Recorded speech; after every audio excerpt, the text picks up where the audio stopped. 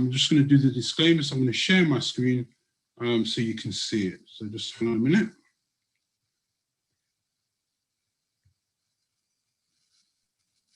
Okay. There you go. Can you all see that? Can you see that? Yes.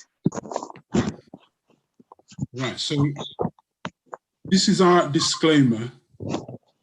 Only a physician can diagnose, treat and prescribe for an illness or disease. Any information disclosed or discussed at the TTI Zoom talk show are for educational and informational purposes only. Please continue to seek professional medical advice from your general practitioner regarding any illnesses or disease you may be suffering from. Thank you very much.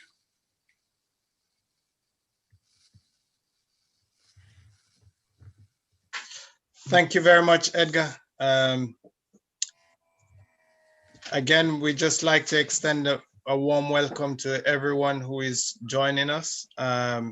We hope as we go through the process of this evening, you will be blessed. We'll all learn something. And through these presentations, our health, our physical health, and our spiritual life will be better. We've been doing a challenge last week. I think it was Sharon that set a challenge for us last week.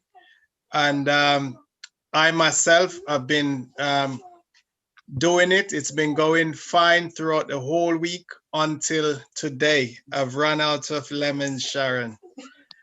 So I didn't get to do mine today. Instead, I went for something different. So I used some grapefruit today and the good aloe vera. I made myself a drink today. So, but tomorrow, I'll get back on it tomorrow. So I will be probably one day out, but definitely I'll get back on it.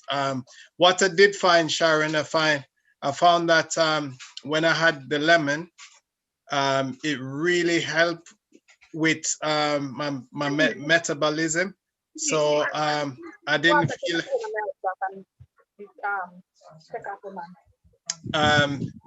So I find that my digestion worked better this week, and it really worked well for me today. I don't know, Sharon, if you'd like to share anything regarding, your experience.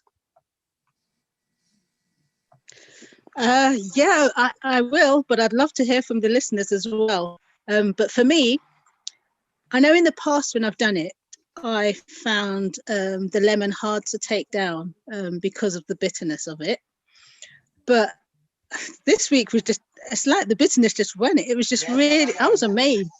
I had my first shot because I managed to fit in a shot glass for the first one. So that was good. And then it was a bit too much for day 2.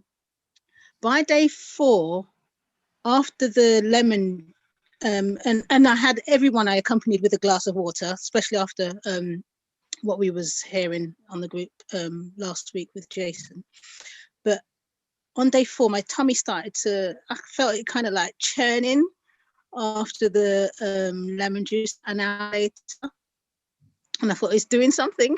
It's doing something. Day 5, I was fine, no problems.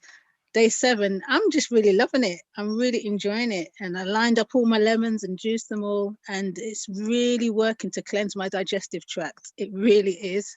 Without getting too graphic, it's working. Okay.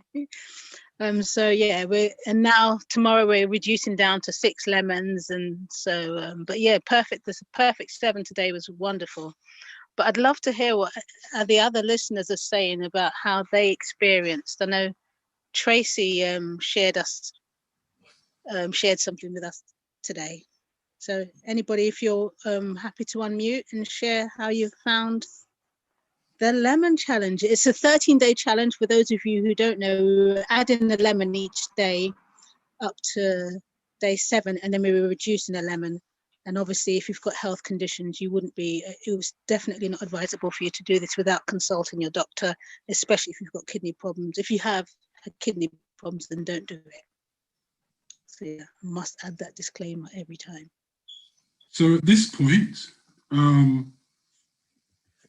at this point, if there's anybody that would like to give us a testimony of how they've been having the lemons and has it had an impact on their body, if you'd like to unmute or raise your hand and like to share with TTI, you know, what good things is happening as you're going through this challenge, now is the time.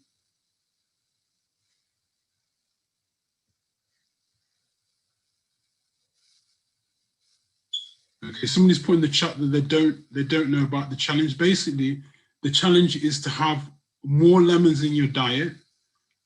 We start with 1 lemon and then increase it each day till you get up to 7, which is a perfect number. And then once you get to 7, you go back down till you get back to 0. So the amount of lemons you have is quite a lot by the end of the 13 or 14 days.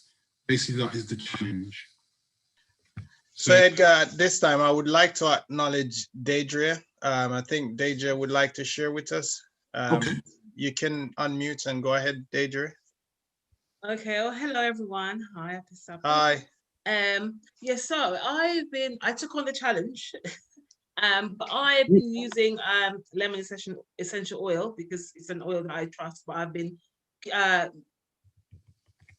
using the sort of a few more drops each day, and from my experience, what I've experienced is that I just feel sort of lighter within myself. I just feel healthier, and I know it's just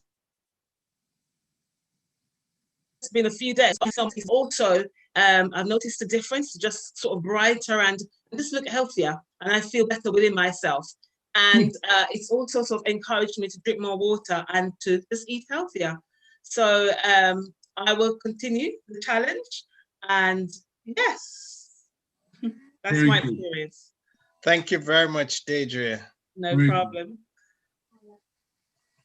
Is there anyone else that would like that, you know, been doing the challenge and, you know, would like to share their experience with us?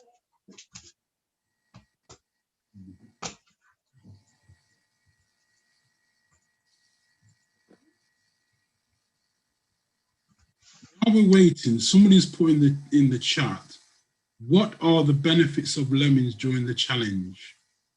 Jonathan, what are the benefits of lemons during the challenge? Could you just give us a bit of a... I'll ask our presenter to go ahead and tell us. Sharon? Sorry, I'm still letting people in. Okay, there's so many benefits of lemons. One of the amazing things about the wonder fruit, this miracle fruit, some may call it, is everybody knows lemon's acid. Yeah, we all know, you know, acetic acid, whatever. But it's so powerful that when it goes into your body, it helps to alkalize the system. And many people know that sickness can't live in an alkaline system, in an alkalized habitat. So when you do that to your body, you're helping to make the right environment for a healthy body.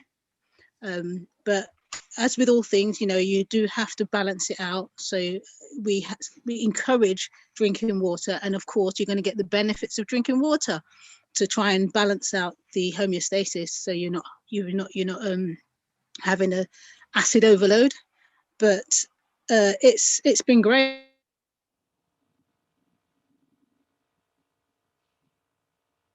I think we've lost Sharon. I'll just read a few things. Come back. We'll come back. Go ahead. No. Yeah, but over to you, Edgar. Sorry, my internet service isn't that stable today. I'm not sure why, but yeah, go ahead. You can read a few. Okay, I've got a few here. It relieves constipation. It helps to wake you up. It's a natural diuretic, helps with colds and flus. Reduces blood pressure. Helps with anti-inflammatory. It helps clean up the skin.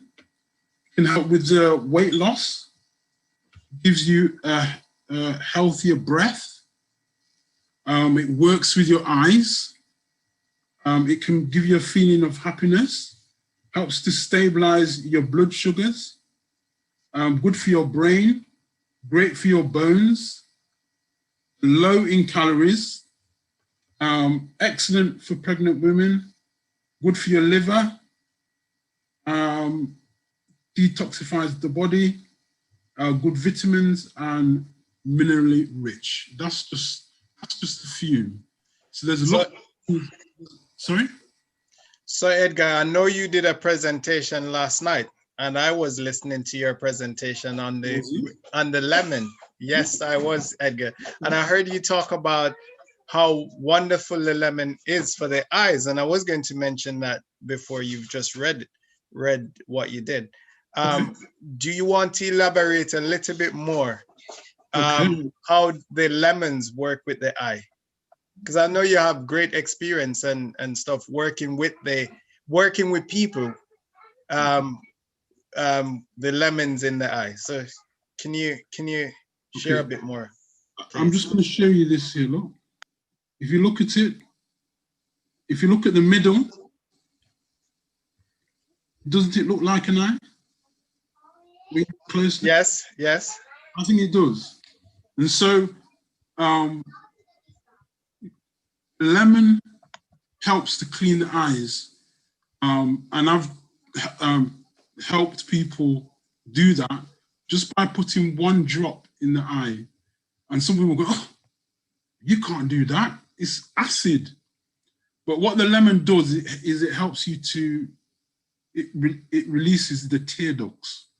So if you've got buildup in your eyes, the lemon can help to clear your eyes. It can help with, what's it called again? Cataract, is it? It can help with cataracts. And it can also help with glaucoma as well. And when I was at church on a Tuesday, I would actually drop lemon in people's eyes. I would have like a queue of people there saying, look, drop lemon in my eyes, which sounds unbelievable, doesn't it? Because it burned. That's the reason why, right? That's why it burns. And some people say, oh no, I would never put lemon in my eye. But I'm challenging you in the sense that when you get eye drops from the hospital and you drop it in your eye, does it burn? I don't know if anybody's had it.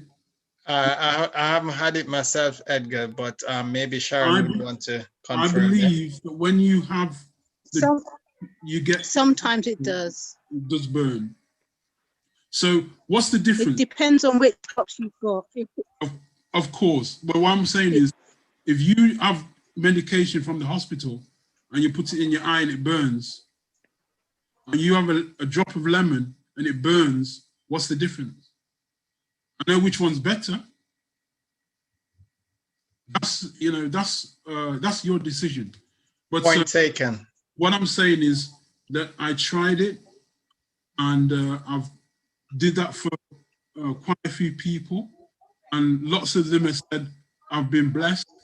And when I do it, I've had testimonies from individuals who say, "Oh, I can feel like gravel moving at the bottom of my eyes because the acidity is breaking up the blockage."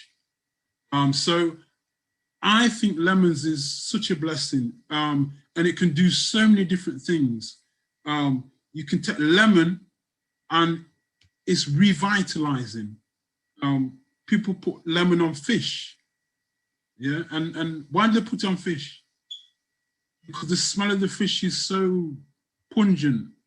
They want the lemon to give it that fresh cleansing smell. You can take lemon and you can put lemon under your arms as deodorant because it's so refreshing and it's natural.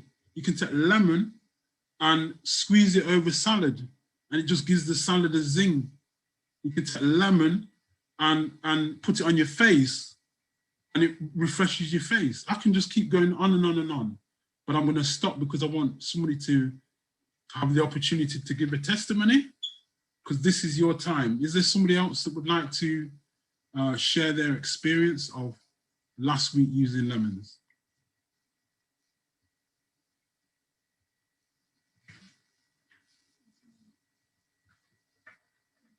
And I'm sure there's somebody. Don't be shy. This is a time for you to share the blessings that you received. And even if you are feeling shy, you can put it in the chat and we'll mention it.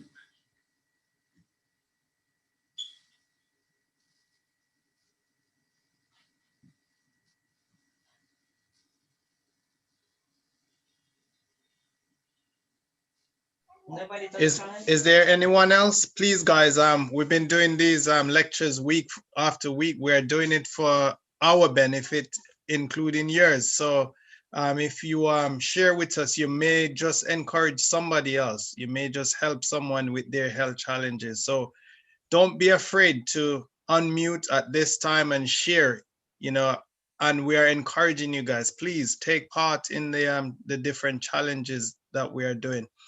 So anyone else would like to share? Hi, everyone. It's Tracy. Hi, Tracy. Thank you. I was just about to call your name. Basically, today is day 6 of mine. Yeah, when I saw the amount in the glass, I was like, no way. But I did it. I post a photo in our ladies group as well. For me, it's been really good because I had several little stuff that I wanted help with. I noticed for me it does give me a colon help to detox the colon. My appetite is suppressed. My skin, I've noticed a radiance in my skin also. I don't crave as much as I used to for sugar and carbs as well. But I know the detoxification, I don't want to go too much in details, but with this morning one in particular, I noticed the perspiration is bang on immediately after I drank that.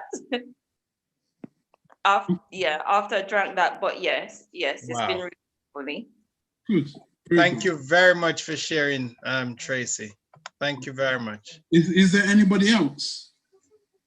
Tracy, hopefully Tracy has started the ball rolling. So somebody can give another testimony. Don't be shy. Hi, Edgar. This is Carol, but I'm not giving a testimony. Okay. I am just intrigued about the lemon in the eye. Are you hearing me? Yes, I can hear you. Yeah, I'm just intrigued about the lemon in the eye. I will be trying it because I'm having like gravel in my eyes. Okay. So I was a bit concerned that I need to go to the eye specialist maybe this week, but I'll try it first. Okay, Because basically, it's not about the vision, it's just this gravel at the back of my eye. so basically, just one drop. You don't need more than one drop. And it would Okay.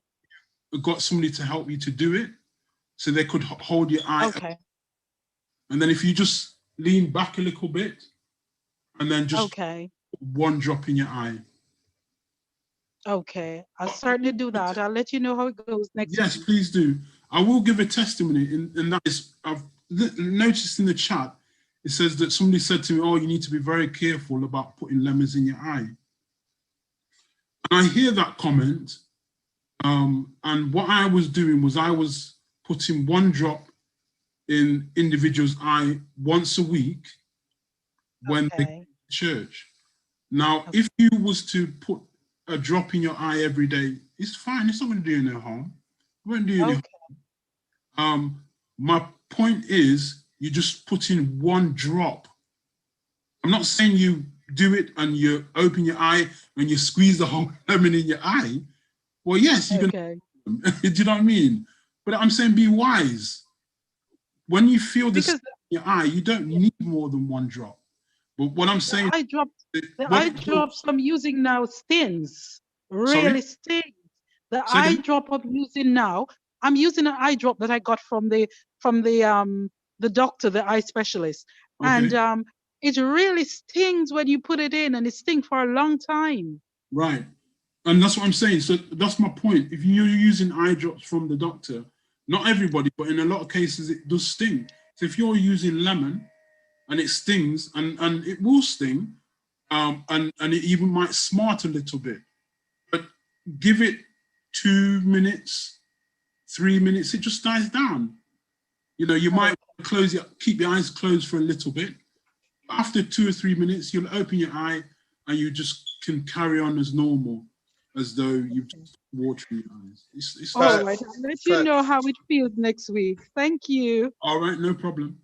I'd just like to attest to what Edgar is saying as well.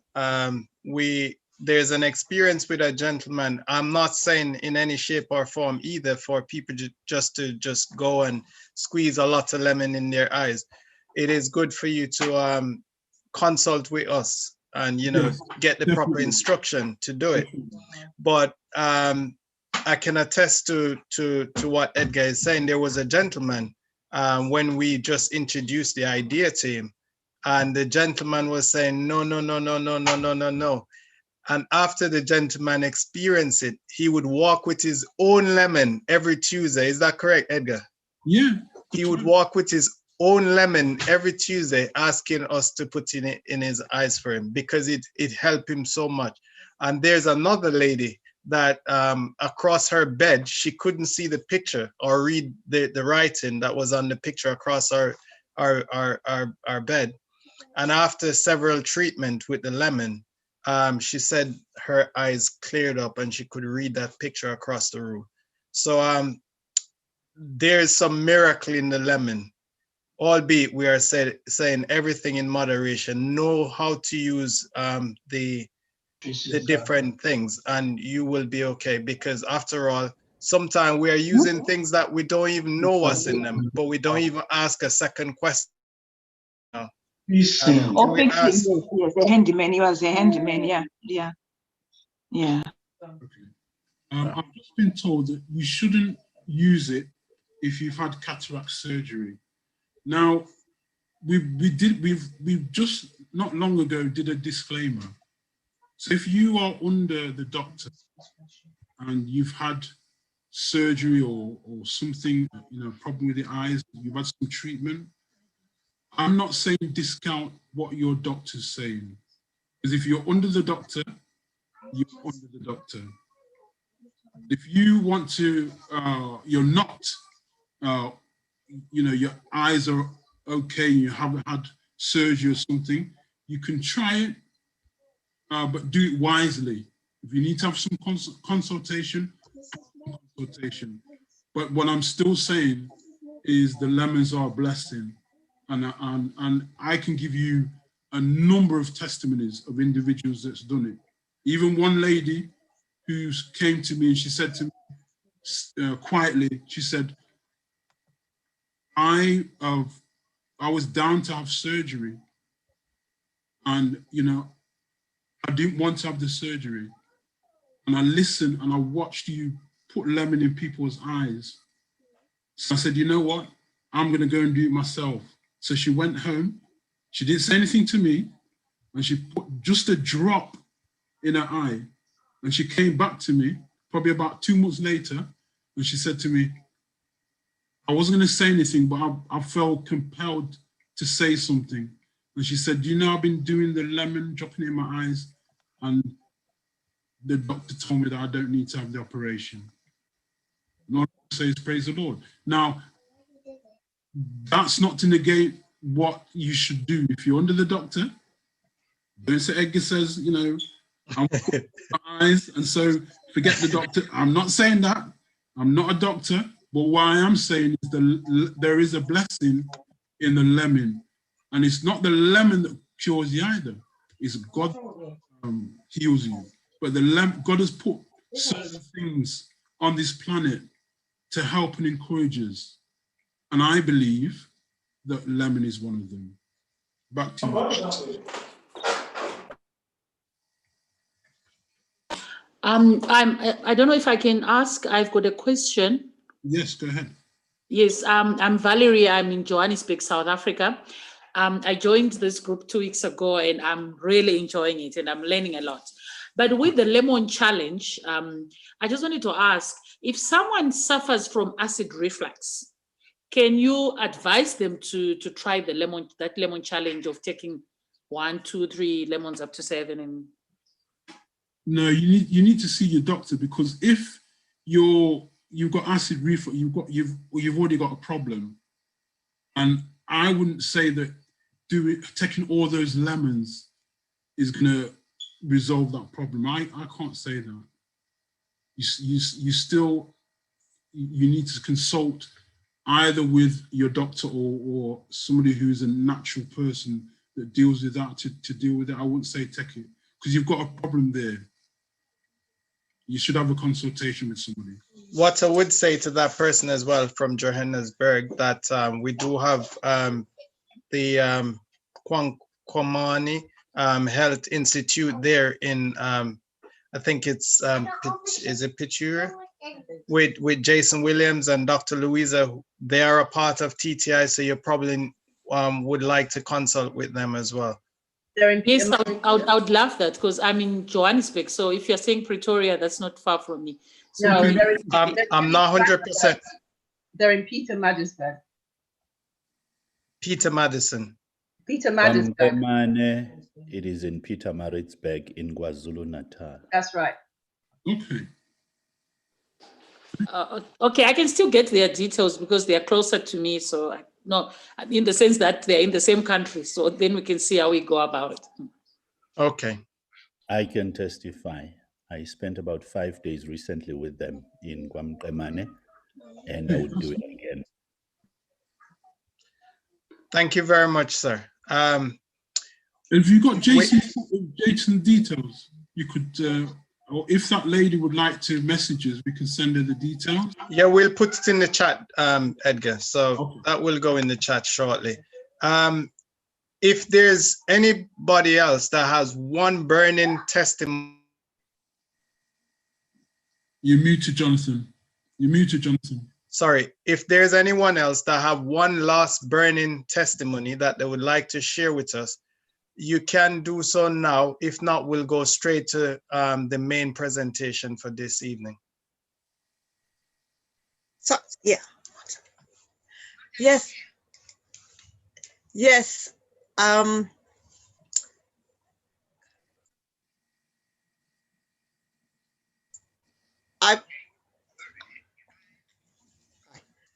I apologize. We're so excited. We're so excited about this these presentations. We're trying to eat, run, come back here and there, and touch and base, and do everything. So I have a church sister who's trying to get on your Zoom, knowing we're trying to get on the other Zoom. It's beautiful. But I don't know if you have actually talked about the juice. Is that what you were talking about, the lemon? Yes, the lemons. Oh, yes, I am totally doing it. It's so fantastic. What actually started to happen, I was thinking like, okay, by I think it was either the third day or fourth day, I'm saying, what am I gonna be doing with all these lemon skins? I'm like, I feel bad just chucking them away. And the Lord just said, well, do a steam. I'm like, praise the Lord. So I've been putting them, after I finish, putting them in the container, and then I put them in my bucket, in my, well, you know what I mean, a basin, and I put them in there, put some Obis oil and some Vicks and some peppermint oil. I wrap my hair, you know how it is. put the kettle on, boil it, put my steam, and I stay under there for a half hour. I have a blockage in my, right in here. I get a headache, and it's just like really like crazy. But yeah, okay. And I have been really, now this is like I think it's the third or fourth day, I can't remember, but it is starting to break up, and like I can feel it in my chest. I'm saying, praise God. So I still have some more, and I'm just, that's what I'm doing, because I'm like, I have to do something, Lord, with these lemons. They have to have a purpose. They just can't be chucked. I can't eat them all. So yes, I am totally enjoying the challenges of through the day, through the week. And so this is practical, holistic adventure. And I'm Thank you loving very it. much, Michelle. Thank you very much, Michelle. Excellent, excellent. I think it's time for the main presenter, Jonathan. Yes, Edgar. I'll just allow you to introduce. Sure, no problem. Danella. And thank you very, very much for the testimonies that we've had. I've been inspired by them. They're using the lemon in different ways. Thank you very much, Michelle. I appreciate it. Okay, the next presenter is Danella Taylor. I know her because she came to Nottingham, and she's a health trainer and presenter. She's worked at Meat Ministries, one of the people, head people from Meat Ministries. We've actually had him on our platform. So I believe she's worked under him. What's his name again, Jonathan? Thomas Jackson, Dr. Thomas Jackson. That's right, thank you. She worked there for 4 years. At the moment, she's now working at Manor House. And we've been promoting Manor House as a place that you can go for restoration and healing. And we've been down there and we've seen the premises and how they work. And I've been very, very impressed with it. So, as I said, she is working there at the moment. And I think she's got lots to share with us on health.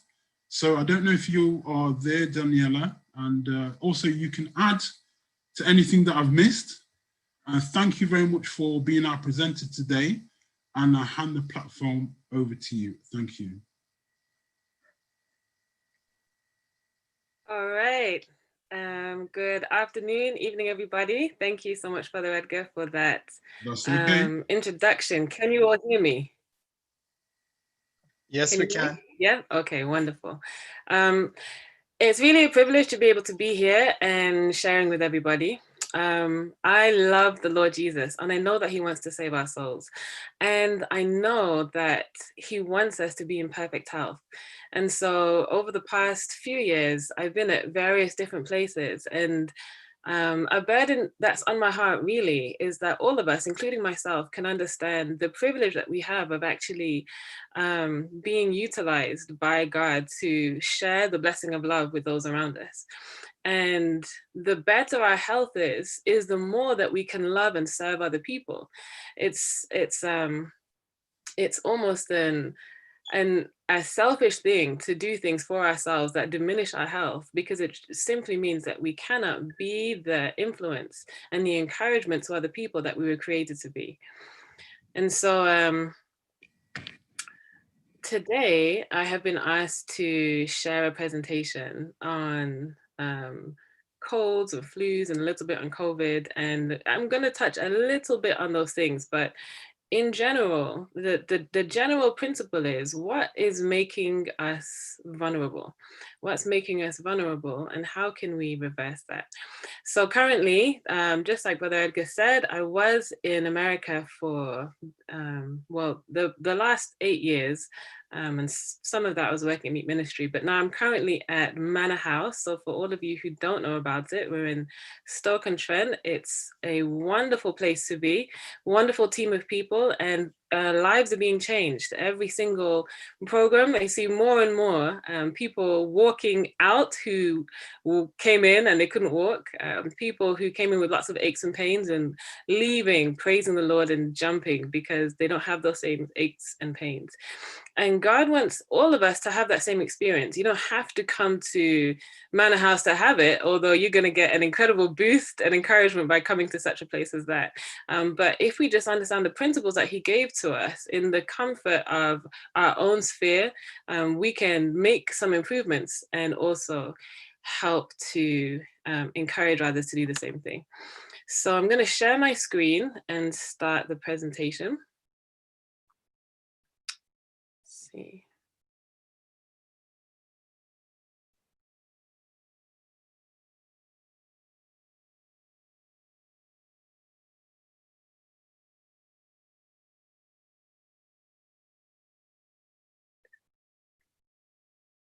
All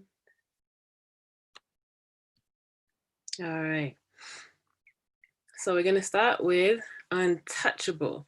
Defending the vulnerable you. Defending the vulnerable you. All right. And before I do anything, I'm just going to have a word of prayer. Father in heaven, I pray that you'll be with us as we go through these beautiful principles. And I ask, Lord, that your spirit will bless us and encourage us. In Jesus' name we pray. Amen. Defending the vulnerable you. The strongest emotions are often experienced in the protecting and defending of the helpless and vulnerable. Well, those are the strongest emotions. If you think about a child, if you think about a baby, if you think about the poor, the widow, the homeless, these are the class of people who generally like call on our strongest emotions, especially if there's injustice, or especially if they are not being helped, or they need help and they cannot help themselves, they cannot facilitate themselves, and those are the strongest emotions that are often evoked in us. And so we see it especially with mothers. Mothers are at their fiercest when their children are in danger.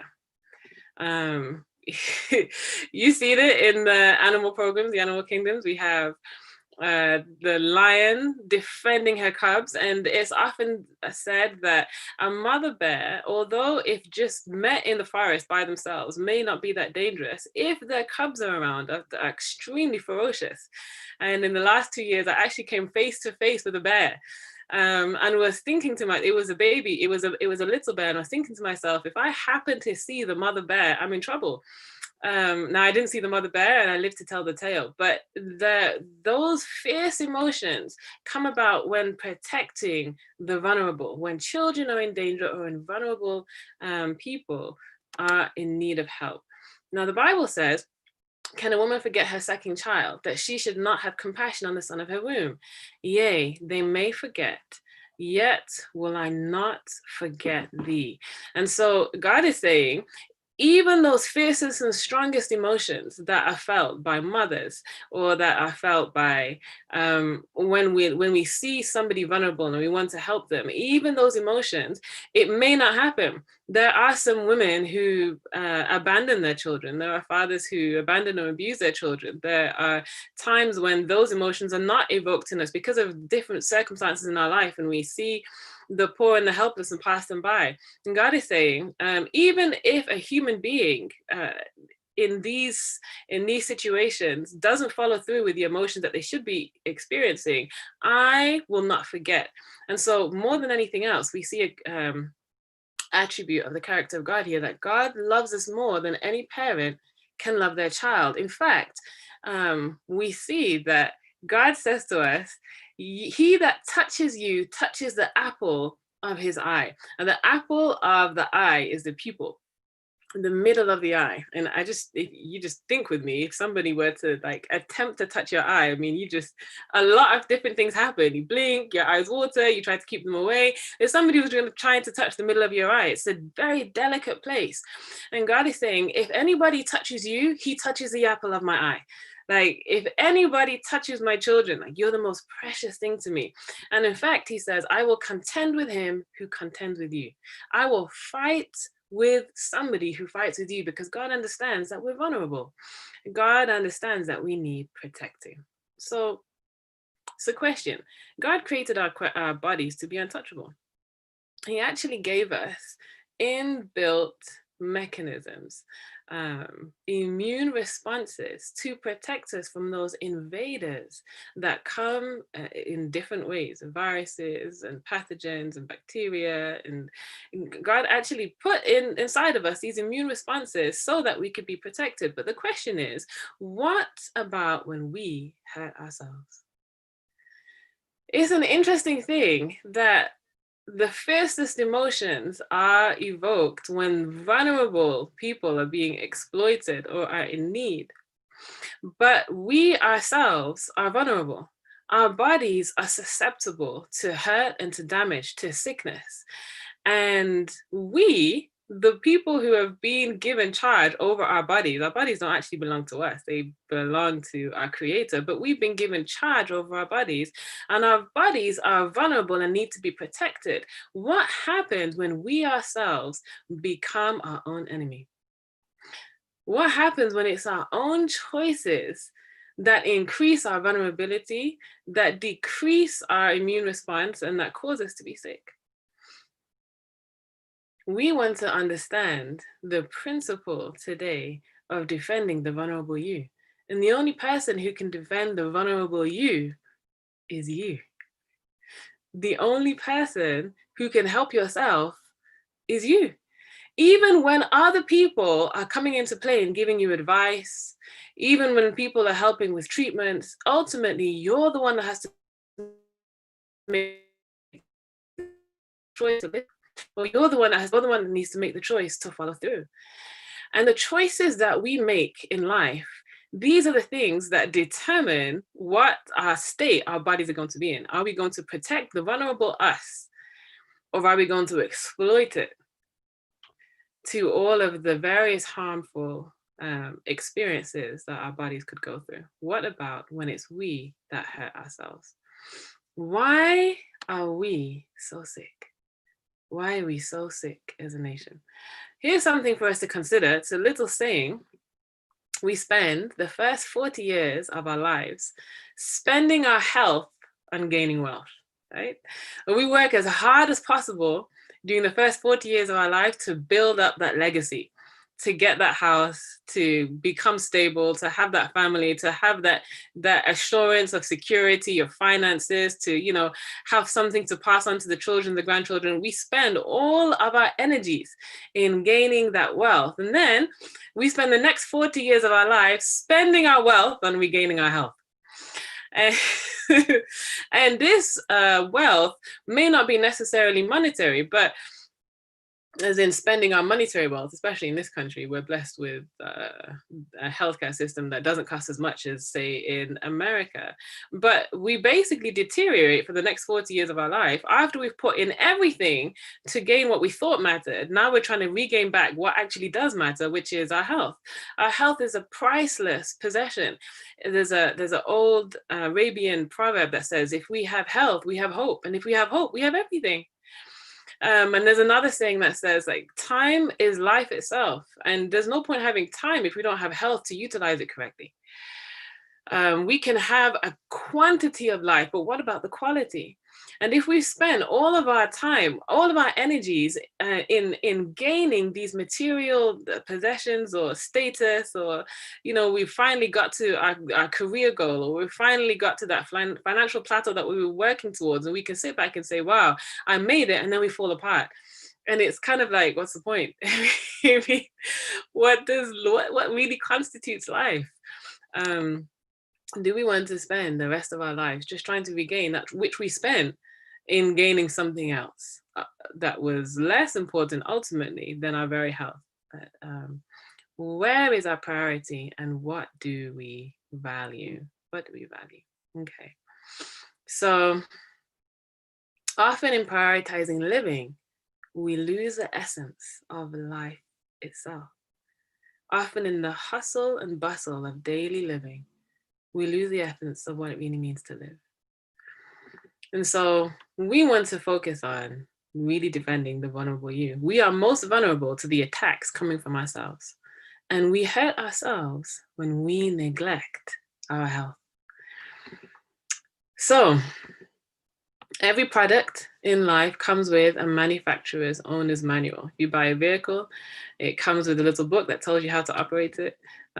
You buy or use machinery, you probably are not going to know how to use it until you go to the user's manual and see, okay, this is how you switch it on. These are the different levers and different things to make it work.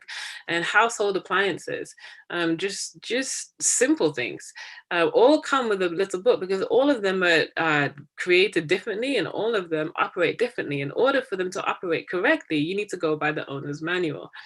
And so it's an interesting thing, you know, if you have a car and you know that it runs on petrol and you try to put orange juice in instead of petrol, I mean, what's going to happen to the car?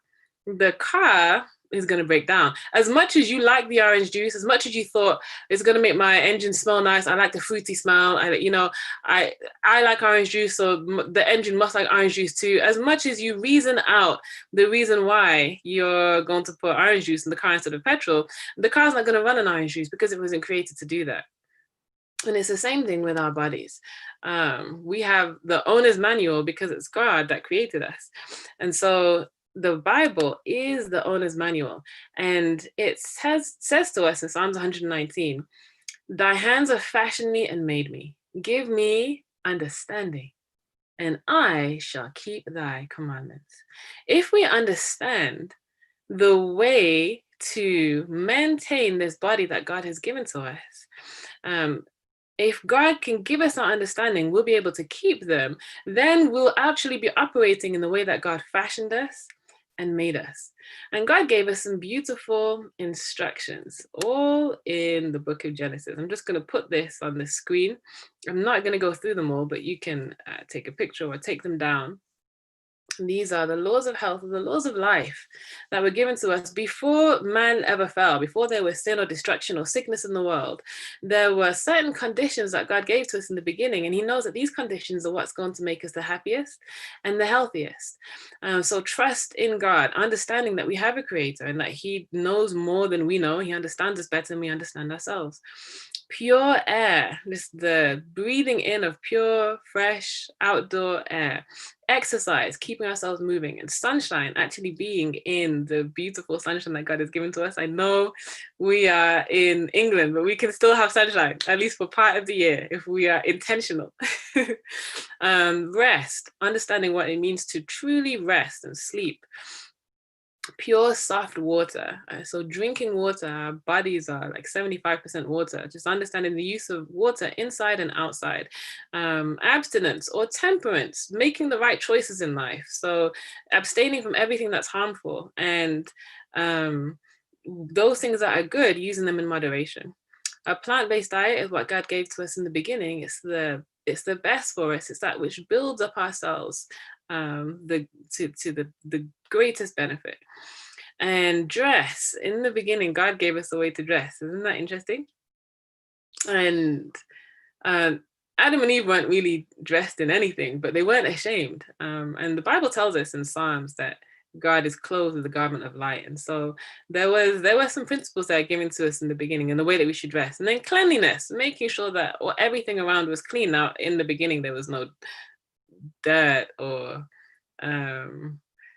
things that really need to be cleaned up. And so what the principle that God gave was order. But now we actually need to be clean because sickness entered, and dirt entered, and things that need to be cleansed away. And then maintaining a pure life, that reflecting of God's character. These are the simple instructions that God gave us in the beginning. And we can pray the prayer, God, give us understanding so that we can keep your commandments. So let's talk about colds, flus, and COVID. Let's talk about those for a beginning. I'm not going to spend very long in this. I'm really going to spend more time on just what to do to really boost our immune system. But let's focus in on these just for a little bit.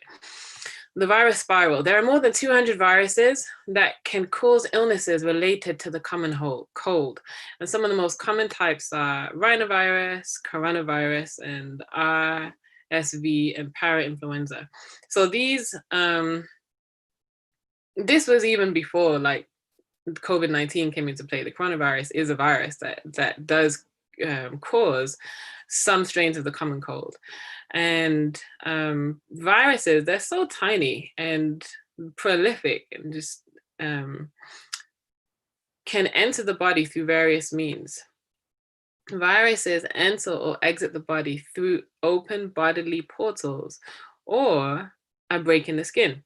So they can enter through the nose, They can enter through injections, they can enter through insect bites, they can enter through a wound of the skin, they can enter through the mouth, and they can also exit by the bodily fluids that come out of us. That's why it's so important to maintain like hygiene and cleanliness, especially when we've gone to the toilet, because bodily fluids, whether it be saliva, blood, urine, you know, these carry viruses and bacteria. So this is the way that viruses enter or exit the body, through those open bodily portals. You know, you can rub your eye, or you can shake somebody's hand and then touch your nose, or you can be holding on to a public transport, the rails in the public transport, and then put something in your mouth, just eat something or touch something in your mouth, and all of a sudden, you know, you have an ulcer or something, because something has entered through these open bodily portals. Or if there's a break in the skin, you know, you have a graze or a cut, and then you touch something and there's viruses on your fingers, and oops, you touch the cut, and now, oh no, it's infected. So this is the way that viruses enter or exit the body. But just entering the body alone is not going to make you sick. And that's the part of God's has made us untouchable to a certain extent. If our immune response is operating correctly, just by the virus entering, it doesn't mean that we have to get sick. The next step is that the pathogen, whether it be the virus or bacteria, it must enter into the cell, enter into the blood cell, the cells in the body. And the body's natural immune response actually prohibits this from happening unless the immune response is compromised. You can see here that the virus, it needs to kind of get into the cell. And then once it gets into the cell, it starts replicating, and then it bursts out of the cell. And then, oh no, there's a lot more viruses in the body. And now we get sick. But if that virus never enters the cell, then the rest of that chain doesn't take place. Now, throughout the day, our immune system, our white blood cells are actually killing like hundreds and thousands of pathogens that have entered, and we're not even aware of it. And so there are various viruses and bacteria and things that are being killed on a daily or a minute by minute basis in the body, because our body is fighting. Our immune system is fighting for us and wanting as much as possible for us to stay in good health. And if the immune response is not compromised, if that immune response is strengthened, and there's nothing that is hindering those white blood cells from doing what they need to do, then whether it's the cold, whether it's the flu, even whether it's COVID, if these things enter our bodies, these viruses into our bodies are built to respond, to react, to fight back. And that is the part where we think about the vulnerable us, because we're the only ones that can really decrease that immune response. And if you really think about it, like it doesn't make much sense for us to decrease it, you know? Like if we knew that we were in a place and we were being attacked, let's say we were in a war, and we knew, you know, we were in a special holding ground, a holding place that was surrounded by soldiers, and nobody could get in through the soldiers, and we were safe as long as the soldiers were fine. But the soldiers needed different things to keep going. The soldiers needed food. The soldiers need sleep. They need to be on a rotation system. The soldiers need water. Everybody within that, you know, that little holding place would ensure that the soldiers had everything that they needed, because as long as the soldiers were in place, then everybody in the holding ground would be fine. I'm just using this as an example, as like a little analogy. If everybody in the holding ground was like, you know, those soldiers, I mean, they're doing the work, it's fine. They'll keep going. It doesn't matter if we don't give them any food, they'll keep going. It doesn't matter if they don't get any sleep, I'm sure they'll keep going. It doesn't matter if they don't have any water, I'm sure they'll keep standing. And if everybody in the holding place had that opinion and that approach, eventually those soldiers would start to drop off one by one, and the enemy would be able to invade. And in that case, you know, the people in the holding ground would be sensitive to say, what happened? I don't understand why we're being invaded. I don't understand why now why now there are people coming in and you know, we're experiencing like death. And it wouldn't make any sense to ask that question, because we didn't give the soldiers what they needed to keep going.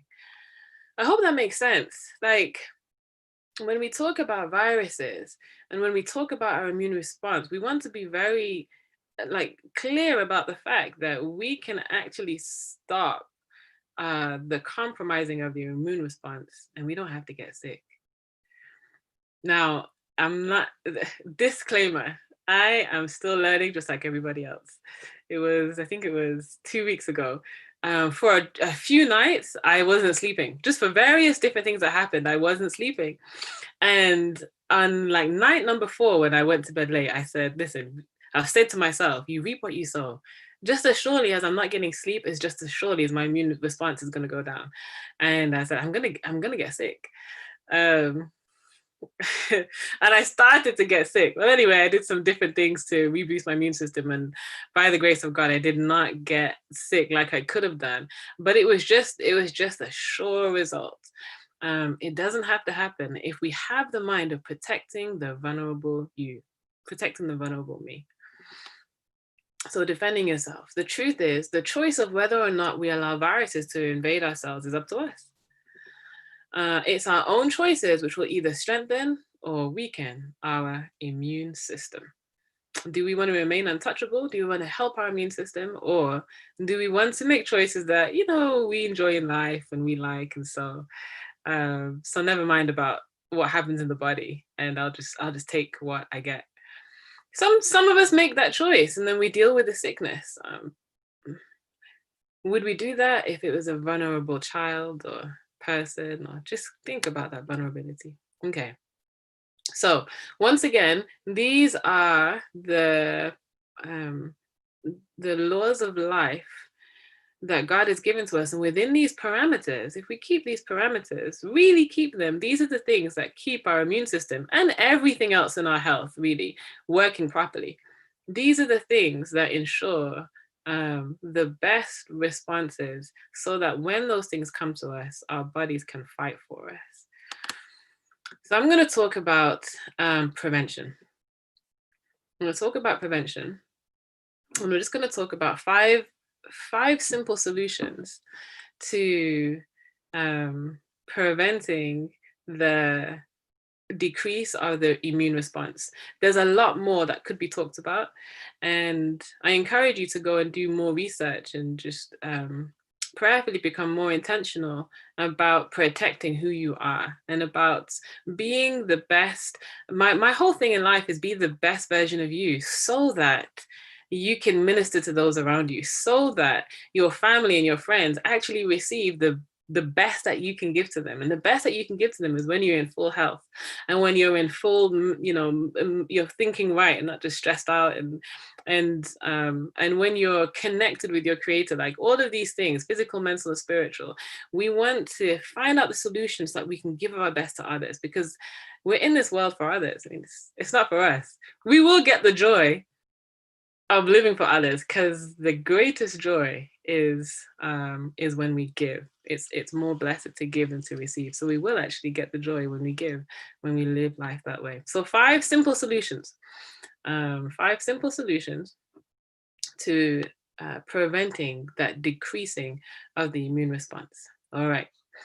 Number 1, circulation regulation. Circulation regulation. Number 1. Circulation regulation. We're told that perfect health requires a perfect circulation. And the reason why perfect health requires a perfect circulation is because the life of the flesh is in the blood. Now, this is in the Bible, but this is also common sense. The blood carries everything that the body needs. It carries nutrients to the cells. It carries the water. It carries the oxygen, that, these things that the cells actually need to produce energy and to keep going and to give us the energy and to give us the nutrients. And we are made up of the tiniest parts of our body, which are our cells. And so the life of the flesh is really in those blood cells. It's in the blood. That's what carries everything that we need all around the body. And there are silent hindrances to circulation. So I just want you to think with me for a moment. Think about it. Sometimes it's difficult for us to picture what our cells are going through. So I want us to picture it on a bigger scale. Think about you and breathing. When you breathe, you take in a full breath, you breathe in and you breathe out. And as long as we're breathing, we feel like we're fine. If anything stops that breathing, if we feel like our breathing is compromised, the body almost starts to panic, because we know that if we can't breathe, life is going to go from us kind of soon. And so if somebody were to physically block our airways, you know, if we were being strangled, or if something was choking us, there was something in our airways and we couldn't take in that breath of air, or if we're having an allergic response and our airway started to tighten, and it's like, oh no, I can't breathe. If these responses start happening, then we understand quickly, well, without oxygen, you know, I as a person, I can't function. But there are silent hindrances to us breathing. So I'm just giving this on a bigger scale. We could be sat down in a room and there's a leak of carbon monoxide. There's a leak of carbon monoxide and we don't feel like we're being strangled. We don't feel like we're choking. We don't feel like our airways are tightening. But silently that carbon monoxide is coming in and it's replacing oxygen, and it will start to poison our bodies imperceptibly until we just, you know, we'll pass out. And we're not getting the oxygen. So that's a silent hindrance to, on a bigger scale, us receiving the oxygen that we need. In the same way, perfect health requires a perfect circulation, but there are silent hindrances to that circulation.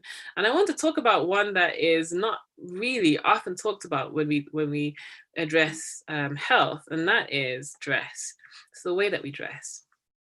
We hear a lot about dress. Well, there are many things that talked about dress in terms of modesty and but dressing for health, for the sake of health, and what that looks like, and how we could actually be hindering that circulation by the way we dress. I want to focus on that just for a moment.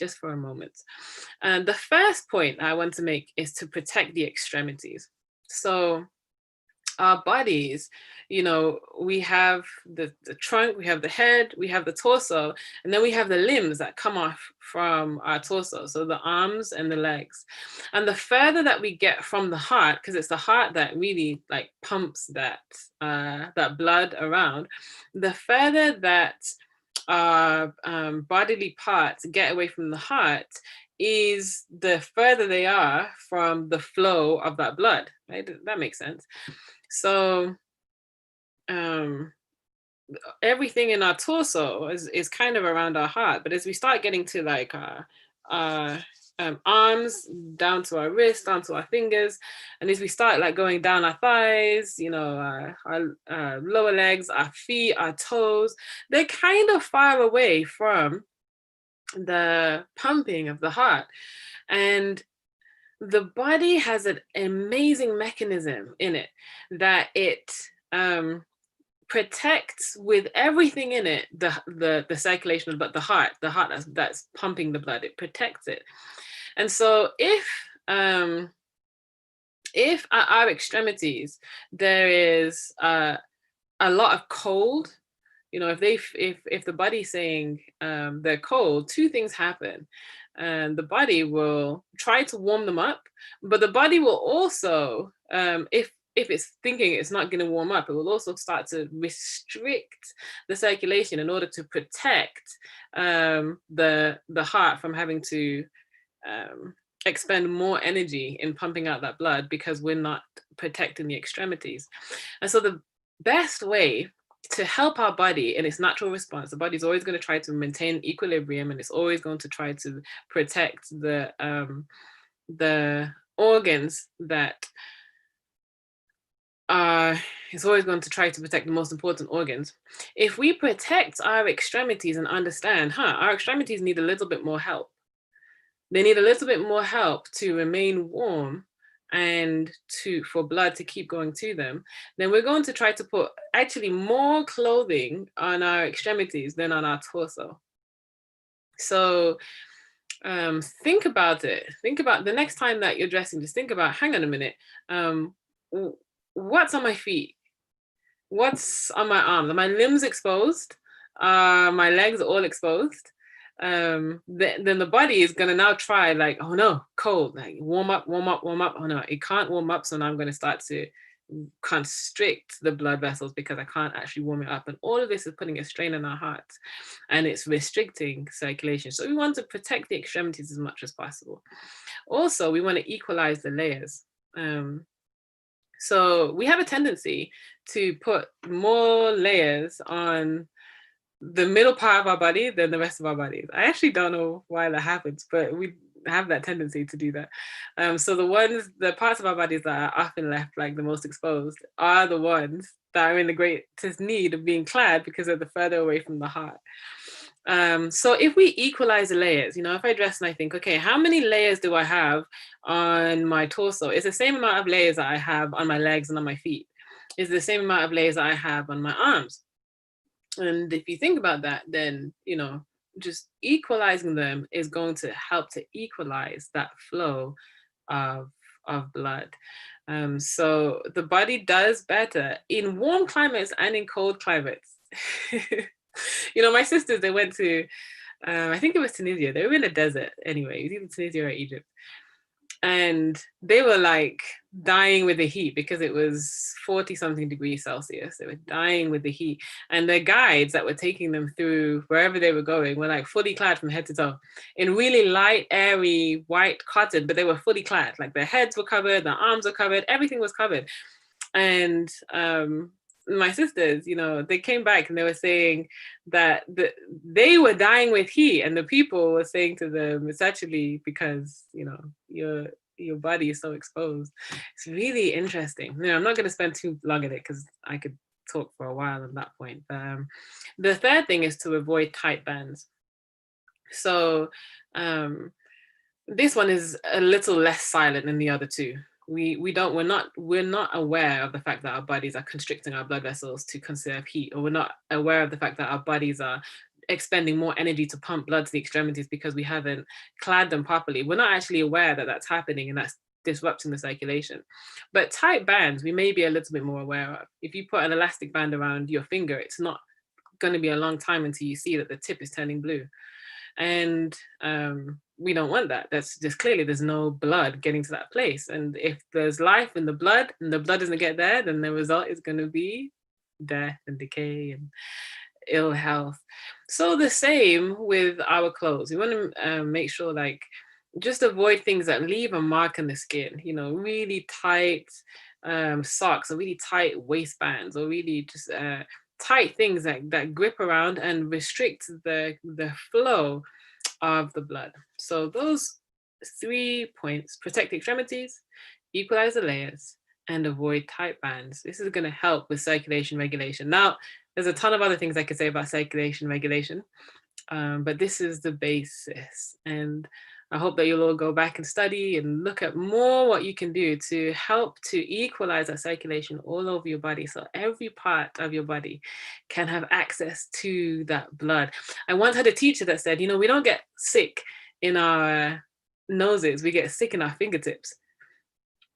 And I thought, that's so interesting. And I asked him, what do you mean? And he said, in our fingertips, when our hands and our arms are cold and we're not doing anything to make sure that the circulation is good, we're continually cold hands and feet, then our fingertips, then the blood vessels have constricted.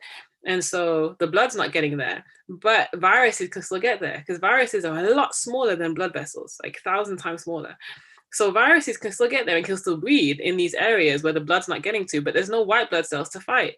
And so the breeding continues, and then we get sick. And I was like, wow, interesting. So just a point to remember: try to keep your hands, your arms, your legs, your feet nice and warm. All right, number 2, deep breathing. Deep breathing is the second point. These are 5 simple solutions. The first one was circulation regulation. The next one is deep breathing. Deep breathing. In general, we don't breathe to our full capacity. I want you to test it. When you breathe in, does your stomach go in or out? You can test it right now. Just take a deep breath and look at your stomach. Does it go in or does it go out when you take a deep breath? Let's test it. Does it go in or out? Now, babies, When they're born, they breathe properly. And when you lie on your back, you'll breathe properly too. You'll see that when you breathe in, your stomach actually goes out. It's your diaphragm working, your abdominal muscles, and it's supposed to expand, just like a balloon when you breathe in. But somewhere in our childhood, I'm not sure where it happens, this switch happens, that when we breathe in, our stomach goes in.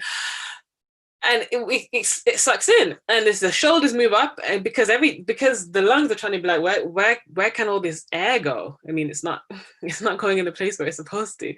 So everything else is trying to expand, and that's shallow breathing. So in general, as people, unless you're a singer or you play a wind instrument, you kind of relearn how to breathe. In general, we don't breathe to our full capacity. And because of this, the air at the bottom of the lungs, which is known as the residual volume, is rarely, if ever, exchanged. And this makes it a potential warm and moist breeding ground for infection. So there's about 500 to 600 milliliters of air at the bottom of the lungs, right at the bottom, that doesn't get touched. And we know that bacteria and viruses, I mean, they breed best in an area where it's warm and where it's moist. And in the lungs, it's nice and warm and it's nice and moist. You know, those alveoli, it's just like, it's a nice, it provides the best environment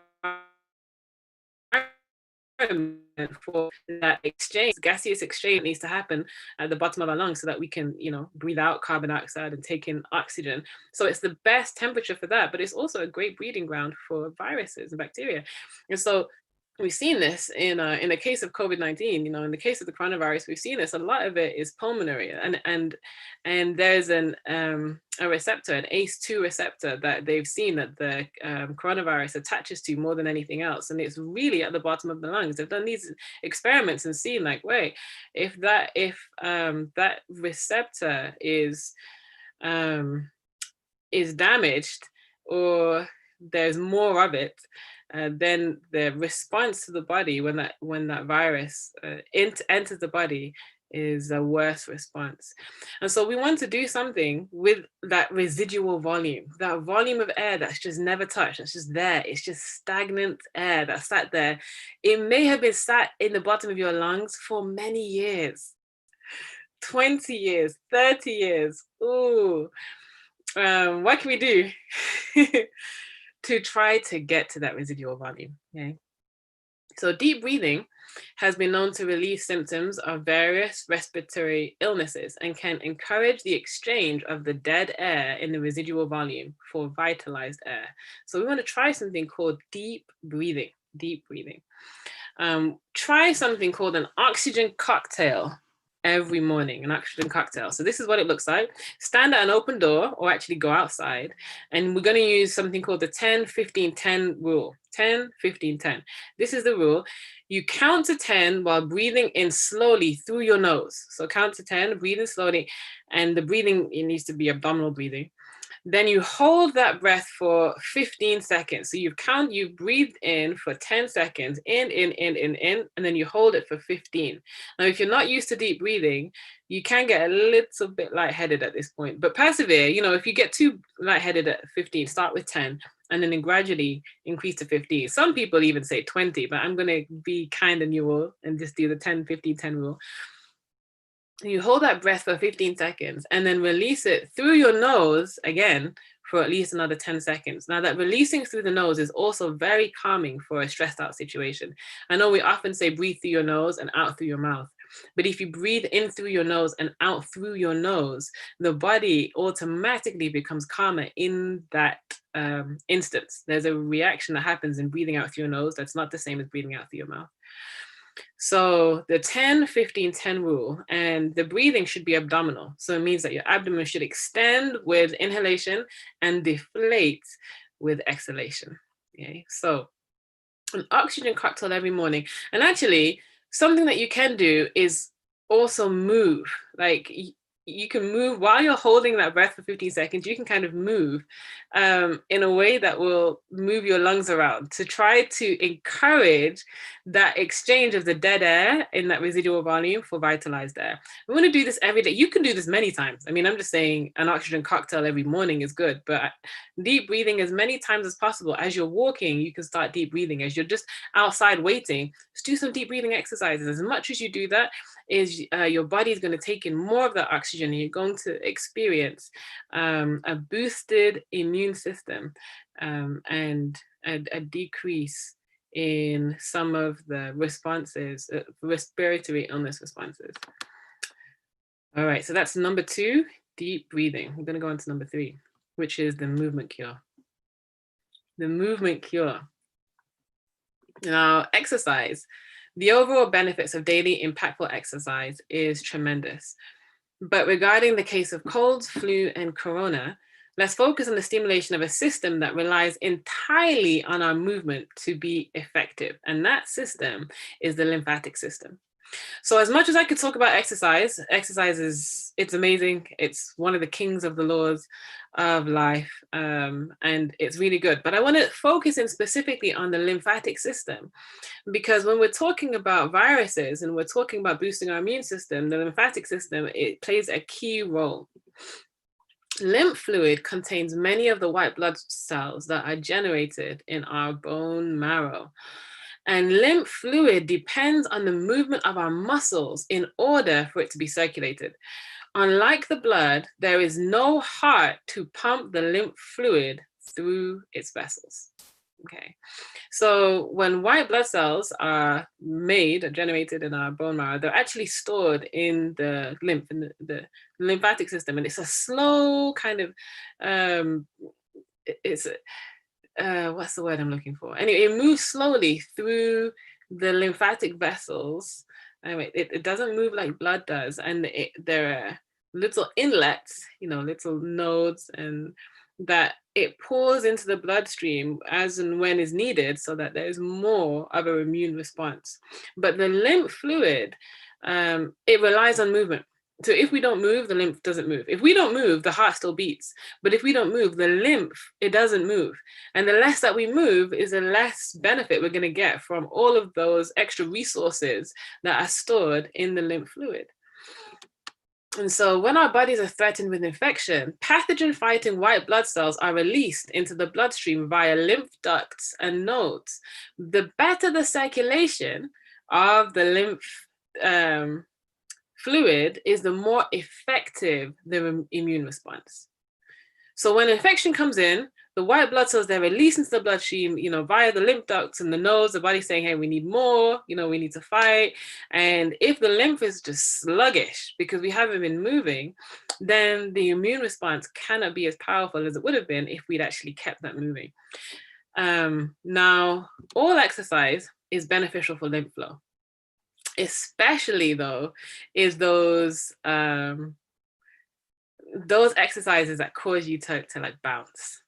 So rebounding is actually, a rebounder is one of those tiny trampolines that you can just jump, even if you're just walking on it. Rebounding has been proven to just stimulate the circulation of the lymph like nothing else has, rebounding.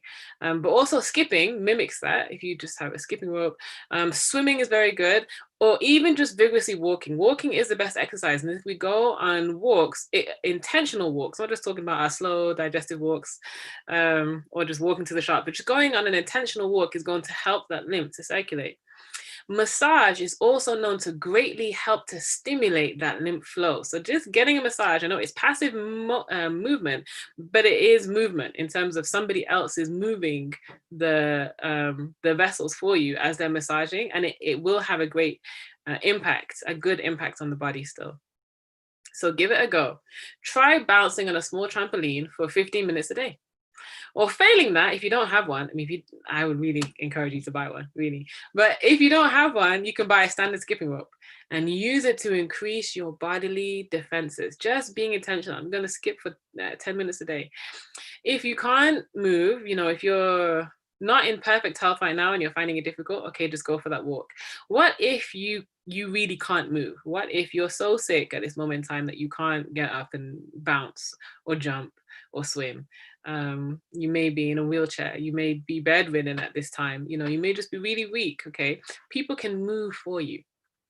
You can ask people to move your arms. We have something called like range of motion movement, where people just come and actually move the limbs of sick people for them, move them in certain directions. And that is just to encourage the stimulation of the lymph, and also to keep, you know, the joints and everything nice and supple and what's the word I'm looking for? Anyway, keep them moving. Get people to move for you. It's very effective if you have one of these rebounders, for somebody who can't move, for you to put their feet on the rebounder and somebody else to bounce for them. That bounce is still going to have a very good outcome for the person who's not bouncing if their feet are on the rebounder while the bouncing is taking place. So even if you can't move, somebody else can move for you. The movement cure is going to help that immune response to be increased, so you can get the full benefits of it. So that's number 3, the movement cure. Number 4 is real sleep. And I call it real sleep because we sleep. I know a lot of us sleep, and I don't know how many of us really sleep. So myself included, by the way, real sleep. So real sleep, studies have shown that a critical factor in increasing the body's ability to destroy pathogens is associated with sleep. Our white blood cells have special receptors that bind to viruses and help to terminate their existence. But wakefulness, being awake, has been shown to hamper the effectiveness of this mechanism, whereas the opposite is true with increased levels of sleep, okay? So just basically, our white blood cells have receptors that bind to viruses, and this specifically happens during sleep. So if we're awake, that mechanism doesn't happen. And so if we have, you know, the rhinovirus, the coronavirus inside of us, the parainfluenza virus inside of us, there are special receptors to bind to them, to destroy them, to take them away. But if we stay awake, that mechanism of binding to the viruses, just that mechanism is hindered. It cannot happen. And so the viruses are roaming free in the body, and they are increasing in number as opposed to them being destroyed as it should have done if we were just sleeping. And so wakefulness is something for us to be aware of. Now, wakefulness, you can be sleeping or napping and still be awake. Has anybody experienced that? Like, you've woken up and you said, I didn't really feel rested. I felt like I was kind of awake. And that's just basically, you're not going into the deeper cycles of sleep. I'm not going to go through the cycles of sleep right now, but I'm just going to give some points that I hope will be beneficial to all of us.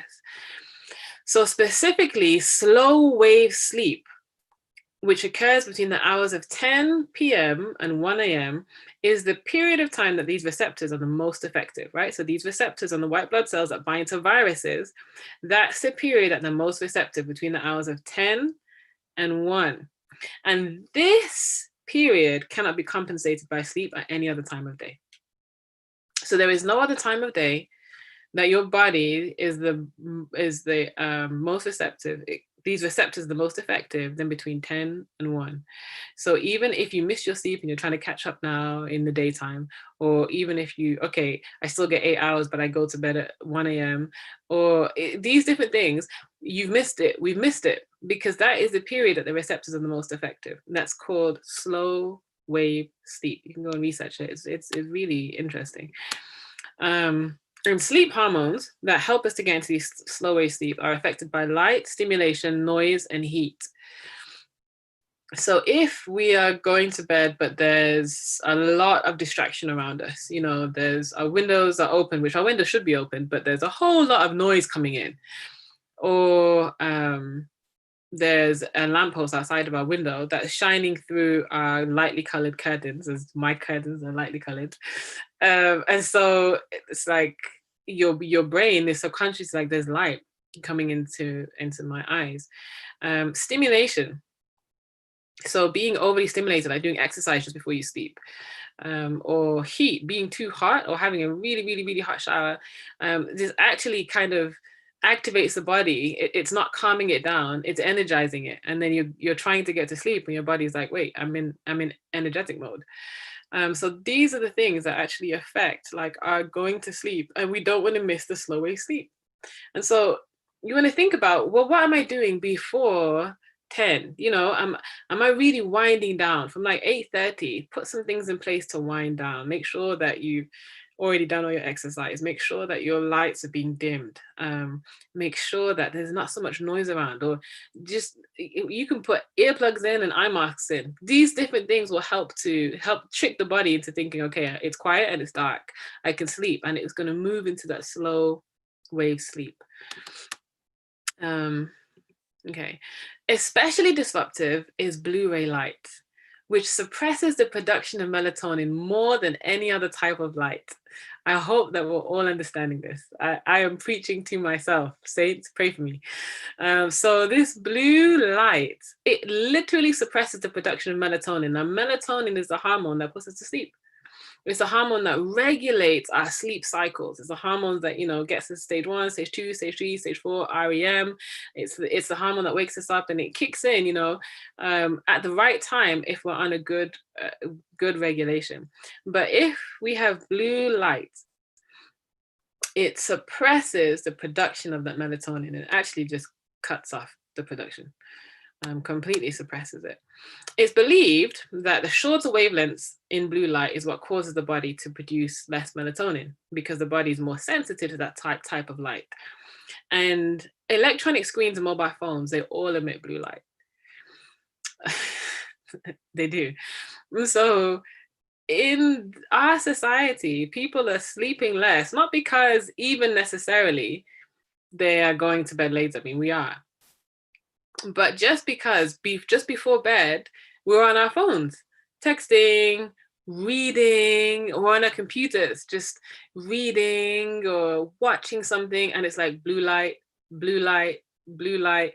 And the body is like, oh, she's not going to sleep, he's not going to sleep. And it stops the production of melatonin. So then we go to sleep, but that hormone that is so key in that slow wave sleep response is so key in putting the body into that place that it needs to be to start to heal itself. That hormone's gone. And the body, it may be, your eyes may be closed, you may be sleeping, but you're not gaining the benefits because the hormone is not there at that time. And so do yourself a favor. Do yourself a big favor and help your body to help you. Remember, we're defending the vulnerable you, the part of you that it can't do anything unless you make some choices. Your body, it can't do anything except cry out. It will cry out with disease eventually, like, hey, stop it, help me. So do yourself a big favor and help your body to help you. Avoid looking at bright screens beginning 2 to 3 hours before bed. I know this is going to be a difficult thing. I am myself, I'm trying to implement it. Wind down a little earlier, before 9:30. If we want to get that slow wave sleep that starts at 10, then we don't want to be like winding down at 10, because we're not going to be sleeping at 10. So wind down a little earlier, before 9:30, and turn off all the lights and black out the windows. Get some blinds that actually black out light, you know, and turn off all the lights. Use dim red lights for night lights. Red light is less likely to shift circadian rhythms and to suppress melatonin. So if you need a light, if you're going to be reading just before bed or something like this, it's not the best thing. Don't read just before bed. But if you're going to be doing that, use a red light and an actual book, you know, not the phone. Now, I know that the phones come with, some of them you have f.lux, if you're familiar with it. f.lux is that program that kind of turns the blue light coming from the screens into light that it won't stop the production of melatonin. Those things are good. It doesn't completely stop the process, but it does help it. On the iPhones, they have that night shifting. It's not red enough. Yeah, research it. It's good, but it's not as pink as orange as it should be. So yeah, the best thing to do is just to start to wind down and do some other things instead of reading, you know, thinking, praying, meditating, even listening to calming, like nature type sounds can help to put the body into that state of rest. And expose yourself to lots of bright light during the day, which will boost your ability to sleep at night. So if during the day you want to be in the sunshine as much as possible, or, you know, that blue light is great in the day because your body knows now is not the time to sleep. Now I'm awake, now I'm energized. And that's going to help your body afterwards to say, okay, I've been awake for that long. I've been blue light long enough. Now it's time to go to sleep. So expose yourself to lots of light during the day. Okay. Number 5, sweet defeat. This is the last one I'm going to talk about, sweet defeat. And this is just talking about sugar. So white refined sugar has been proven to dramatically decrease the immune response in just a few minutes. So this is a little table, teaspoons of sugar per day, and the bacteria destroyed by white blood cells. So no teaspoons of sugar, 14 are destroyed, 6, 10. If you have 12 teaspoons, it's 5 that are destroyed. If you have 18, it's only 2. You have 24 teaspoons of sugar, you've got 1 bacteria that's destroyed. So that's like 13 more than if you hadn't eaten any sugar that are now roaming around your body. And these things are so tiny, and there's so many hundreds of thousands of them that this is a simple table that is describing something that's super complex happening in our bodies. So eating refined sugar, now sugar is hidden. It's hidden in lots of different foods. If you're eating packaged foods or foods bought from foods that you didn't prepare yourself, it's best to prepare food yourself. But if not, read the ingredients. It's maltodextrin is sugar, dextrose is sugar, and invert syrup and glucose syrup, and all these hidden sugars in the foods. Like sometimes I'll read a list of ingredients and I'll always be laughing because it will say sugar, then it will say invert syrup, and then it will say dextrose, and then it will say at various points in the list, and I'm like, oh, this thing is all sugar. This thing is literally all sugar, but it's masked in different words in different ways. Next time you eat tomato ketchup, just take a look at the ingredients of tomato ketchup. Now, what am I saying? I'm saying beware of what you're putting into your bodies, because sugar in and of itself, it's like the immune system takes a hit with sugar like nothing else. If I'm going to talk about nutrition, I'm going to talk about the things to eat. I could talk for a long time on nutrition, but just talking about defending the vulnerable you, defending your immune response, sugar is probably the thing that you want to focus on the most of eliminating out of your diet. So in addition, sugar interferes with vitamin C, which is vital for the proper functioning of white blood cells. Sugar and vitamin C have a similar chemical structure. When we eat sugar, it directly competes with vitamin C, and as a result, there's less vitamin C that enters into the white blood cells. Right? Does that make sense? The sugar and vitamin C, they look the same, and you need vitamin C for your white blood cells to operate properly, to actually do their job of like destroying these pathogens that are coming into the body. So when we eat sugar, it competes with the vitamin C, and now the white blood cells don't react as effectively. This in turn, that the sugar weakening the response weakens the reactivity of the white blood cells, which inevitably weakens the immune response to infection. So my advice to all of us, let's try something better. Let's use natural fruit-derived sweeteners. And next time you have a craving for that deadly sugar, remember the only one who can fight for the vulnerable you is you. And so it helps me to put a stop to it. Like I want that, but my immune system. Like, poor me, who's gonna fight for me? If I don't fight for me, who's gonna fight for me? Try something better. The best type of sugar is one that's still attached to protein and to fiber. So dates are the best type of sweetener, or dried fruits if you want extra sweet, because they're still attached to fiber, and so your body's not going to have that spike in glucose than fall, because it's going to be released a little bit slower because it's still attached to fiber. But then there are other sweeteners that are not as detrimental as white refined sugar. And by the way, brown sugar is just white refined sugar with coloring. So it's the same thing, really.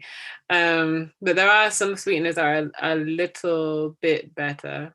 If you can get raw honey, it's still pre-digested by bees, so it's not the best, but it's better than sugar. And the Bible says we can eat it. So I'm not going to say much about honey, but try to get the best kind, not the kind that's being had sugar added to it secretly. Maple syrup is another one, the pure kind. But all of these things, I'm telling you, it actually doesn't matter. The refined sweetener is going to decrease your immune response to some extent. When I feel myself getting sick personally, I can't touch any sweetener. I can't even touch dried fruits. Because it just decreases it immediately. So try something better. And your taste buds can be weaned. You can wean yourself off of the need for that sweet taste. You can do that, and your body's going to thank you for it. So those are the five simple solutions, which is the circulation, the deep breathing, the movement cure, the sweet defeat, and the sleep, the real sleep. So just in closing, remember, the vulnerable you is what gets hurt when you neglect yourself. It's the vulnerable you that gets hurt when you neglect yourself. There's this little saying that I love. If you don't take care of your body, where are you going to live? And we've been given some beautiful guidances to help us to take care of our bodies. We've been given beautiful laws of life that if we follow them and we ask God for help, we can actually be in the best kind of health. The other day, my brother told me a story. He told me that he met a young man on the streets who is his age, so still in his 20s, and was homeless. And my brother's heart went out to this young man, and he said to him, there's no reason for us to be homeless. There's no reason for us to be living this life. And my brother actually said to him, come home with me. You can come home to my house. You can sleep in a bed. You can take a shower. I'll give you some food, and we can figure this out. You don't have to stay in the streets. And the young man was like, I'm not sure. And my brother was and incredulous, wait, what do you mean? Do you want to stay in the streets? And he said to him, listen, I'm going to be back in 15 minutes and then we can go home. I'll take you home if you're still here. And he came back in 15 minutes. The young man was gone. And my brother was really thinking about that, really thinking he had an opportunity for a better life. He had an opportunity to actually make something of himself. He had an opportunity to have a bed to sleep in. He had an opportunity to get a shower, to eat some food, to, for somebody to take care of him. And he didn't take the opportunity. And who knows why? There may be something going on that he just had to attend that night. I'm not sure. It may have been that the habits that he was involved in at that time were calling to him more than rational sense. And oftentimes that is the case with us. We have the opportunity to build up our bodies so that we can be the best version of us. We have an opportunity to provide the best environment for us to live in, the us being, we're more spiritual than we are physical. And so how we operate, our feelings and our thoughts, it all comes through this body. And if we don't take care of it, there's nowhere for us to live. And if we don't take care of it, there's nowhere for us to live. And so let's take care of this body that God has given to us. Let's decide, I want to protect the vulnerable me. The part, nobody else can do that. Nobody else can make that choice as I can. The choice like I can to take care of myself. And this is God's wish for us. That's supposed to say 3 John, not 2 John.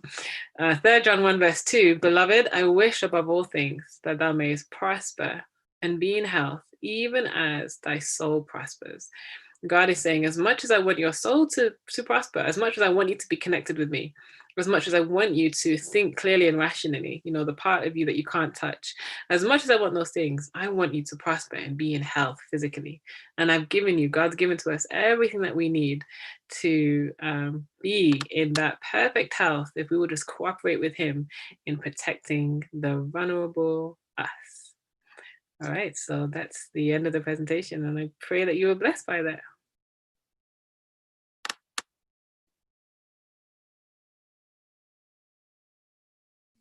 Thank you very much, Danella. Excellent presentation. What we normally do at this time is, if you'd stay on just for a little bit, if anybody's got any questions about your presentation or some of the suggestions that you recommend, and they want a bit of clarification, if you'd answer that, do you mind? Absolutely, I'm here. Okay, so if there's a question that you'd like to put to Danella, you can just unmute and ask the question, or put it in the chat and we'll do our best to get it across. So is there any questions?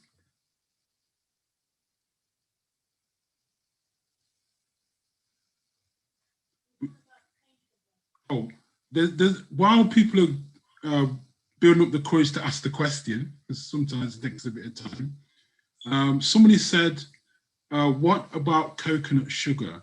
Is that good, Danella, or is it just coconut browned, so it's not that good?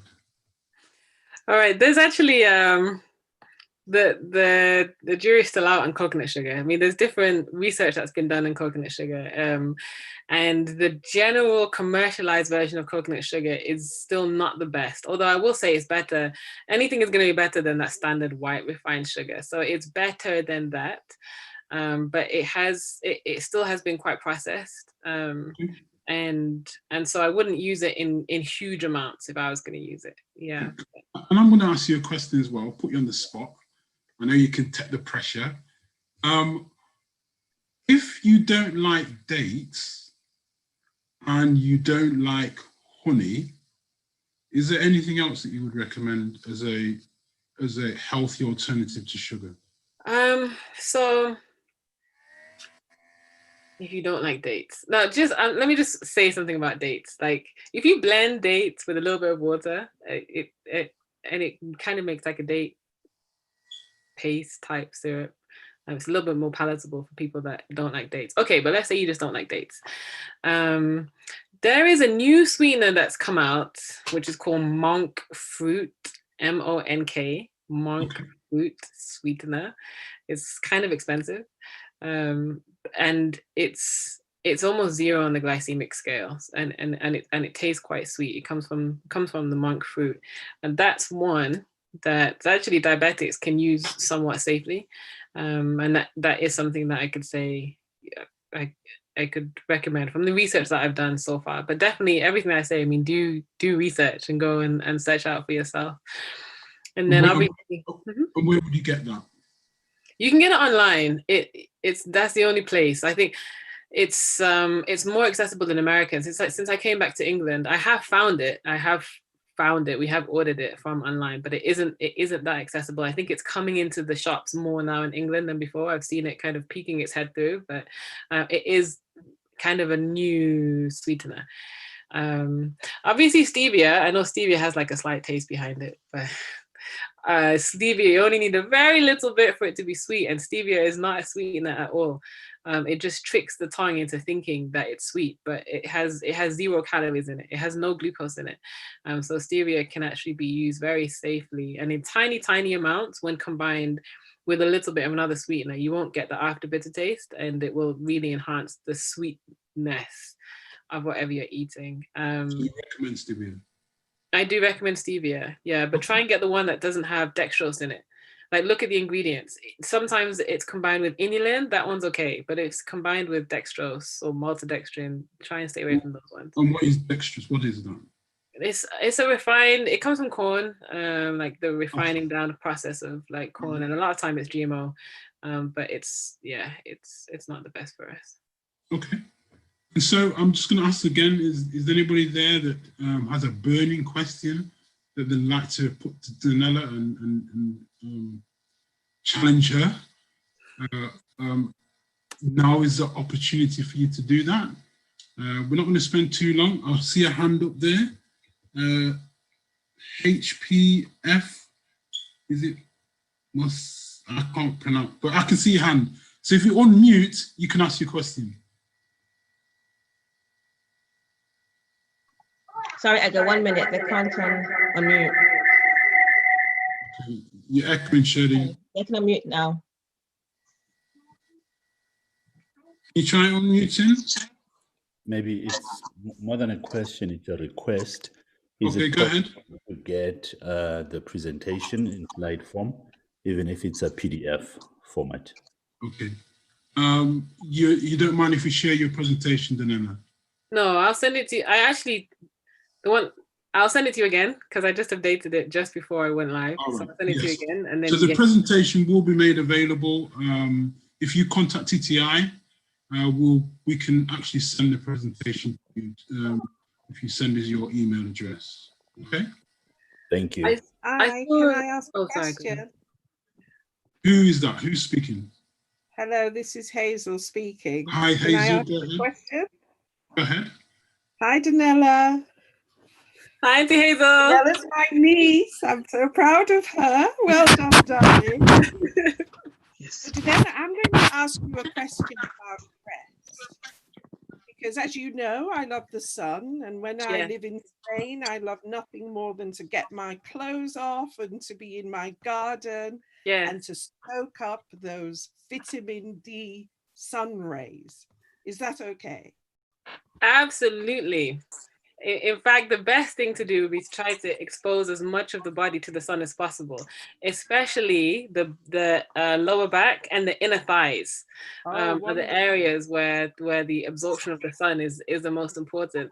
And so try and be in a place, obviously, where you can be modest and nobody's seeing you, but that is the best thing to do. Of course, avoid... Nobody wants to see this.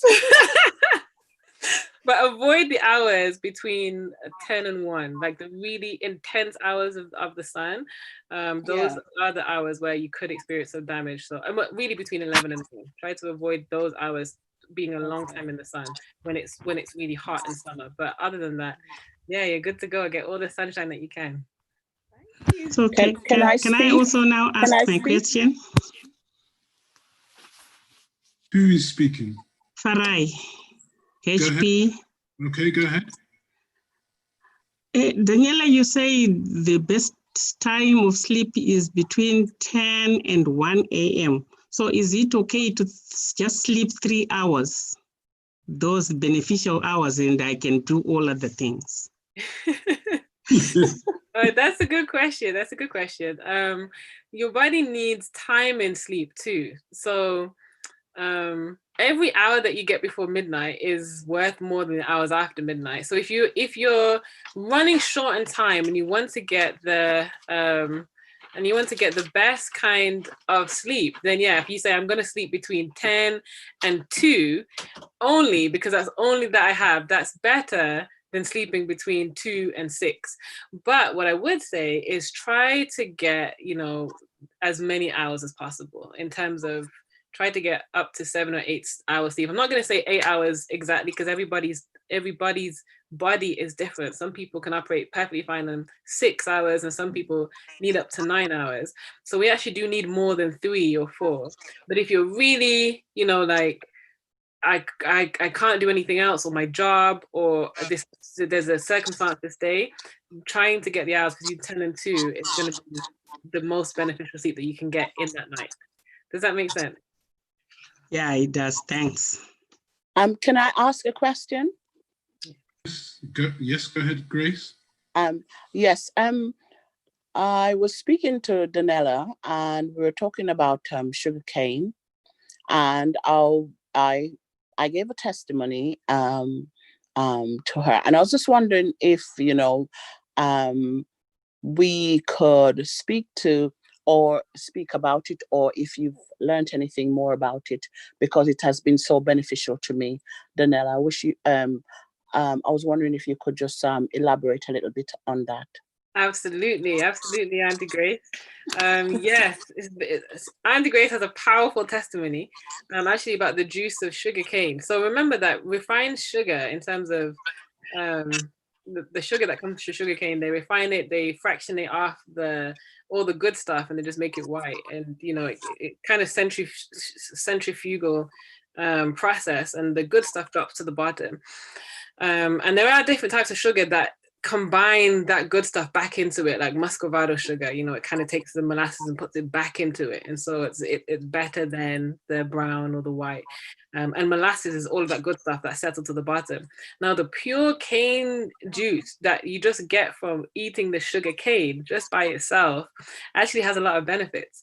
Nothing's been done to that juice. It's not been refined. It's not been anything, and it has high levels of potassium, of magnesium, of there's another one I'm forgetting. I was just reading it yesterday, Auntie Grace, again. And it actually can help in weight loss and in regulating blood sugar. Now, I encourage you all to do this research by yourself, because when this was given to me a couple of weeks ago, I was like, really? And I started to research it and the fiber of the sugarcane is being chewed on, because remember, this is the unrefined real deal. Actually helps to strengthen the teeth and the gums, and this is Auntie Grace's testimony, because her teeth were completely turned around. I mean, the dentist was saying he has never seen a turnaround in gum health and improvement in such a short amount of time as he had seen. And it was actually the Lord that impressed Auntie Grace to start eating just a little bit of sugarcane every day. The fiber of the cane was kind of acting as like floss and really cleaning and strengthening the teeth. And it's an amazing testimony. So I would encourage you all to do some research on it, but that is the real sugarcane that you chew on, unrefined, on anything. Yes, there are great benefits from that, as research has been showing. Go and do some research on it, and yeah, don't take our word for it, but it was a powerful, powerful testimony. Very good. I know that sugar cane is good. That's something that my mum used to use back home all the time, and she would say that there's lots of good stuff in sugar cane. Is there anybody else who would like to ask a question? If you just put your hand up or put your hand up in the chat, okay. I see Marlene Simpson. Hi, Danielle. Hello. How are you? I'm good. I'm very well. Yeah. What about blackstrap molasses? Okay. Very good. Blackstrap molasses is very good for you. You can safely use blackstrap molasses, still in moderation. So anything good for us, we still use it in moderation. But because all of the minerals that were kind of taken from the white sugar fallen down into the blackstrap molasses, then it is a concentrated, it's high in iron, it's potassium, it is quite good for you. And so yeah, a tablespoon of that every day, for especially people who are in need of more iron, it's going to be good, still in moderation, but yeah, you're fine with molasses.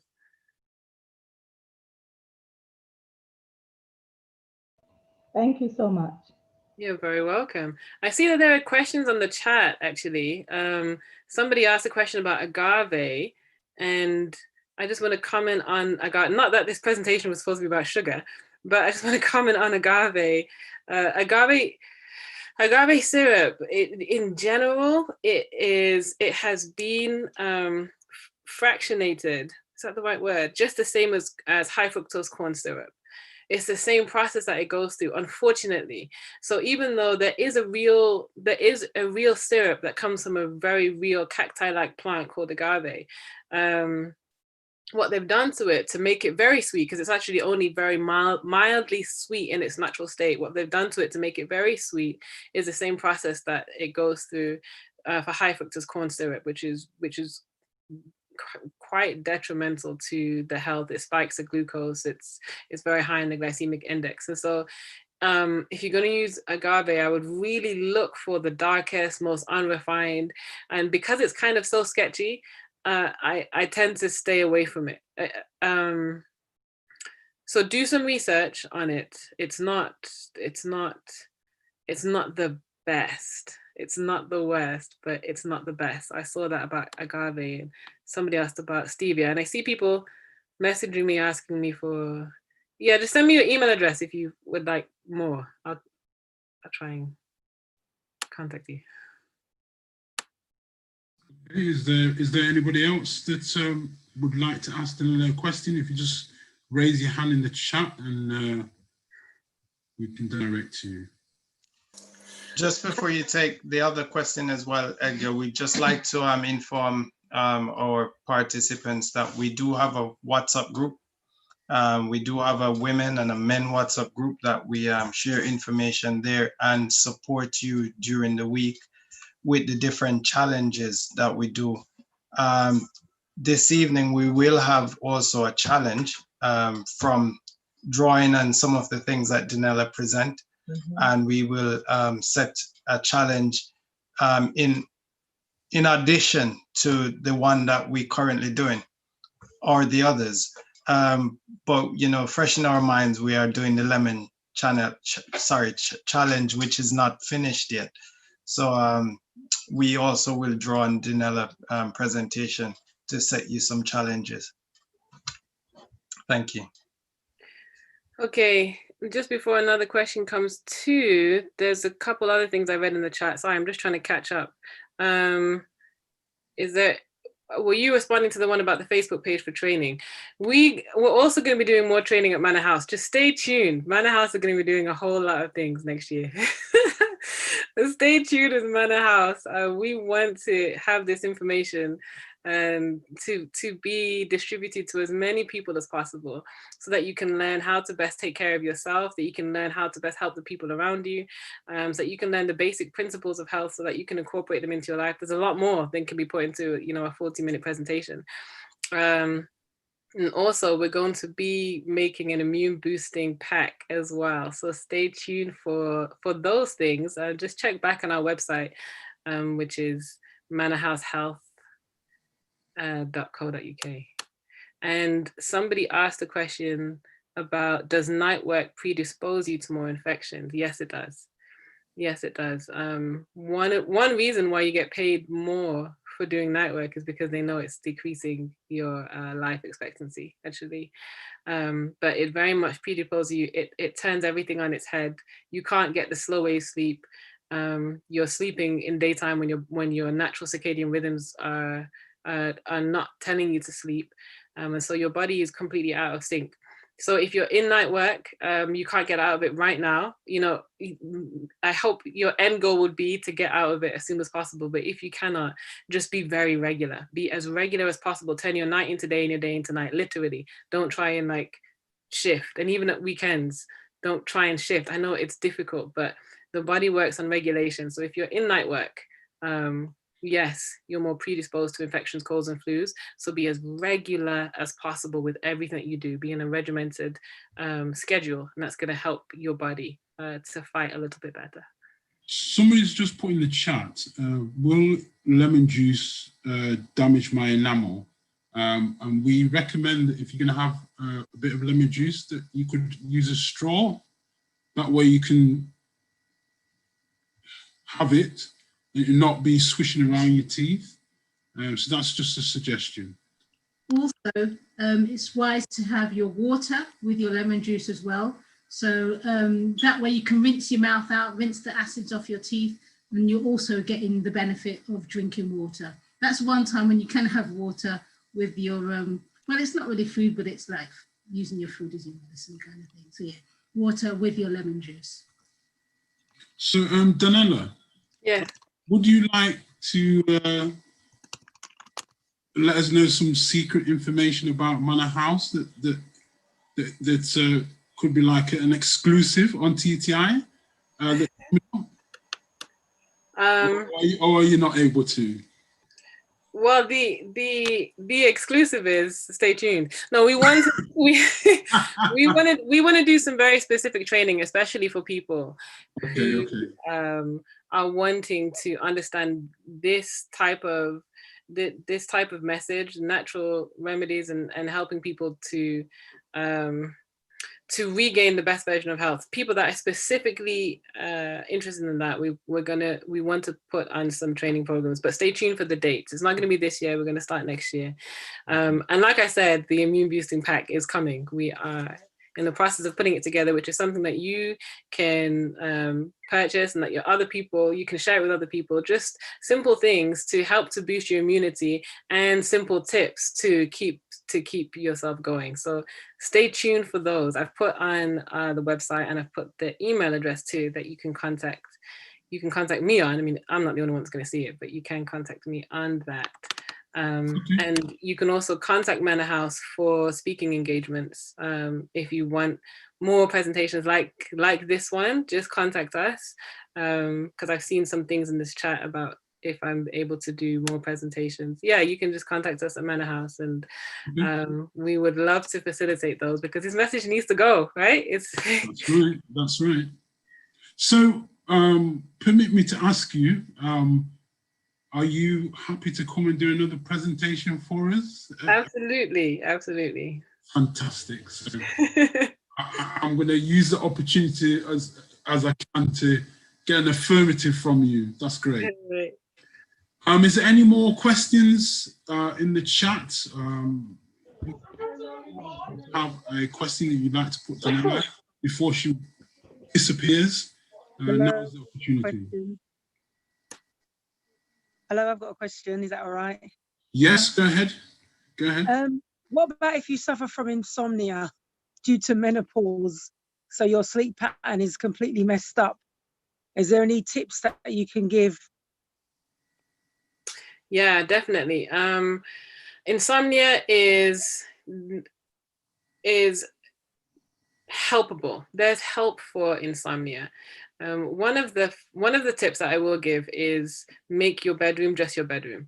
So if there's anything else that you do in your bedroom, anything at all, chilling out, reading, eating, anything, work, anything, if there's anything else that you do in your bedroom, take it to somewhere else.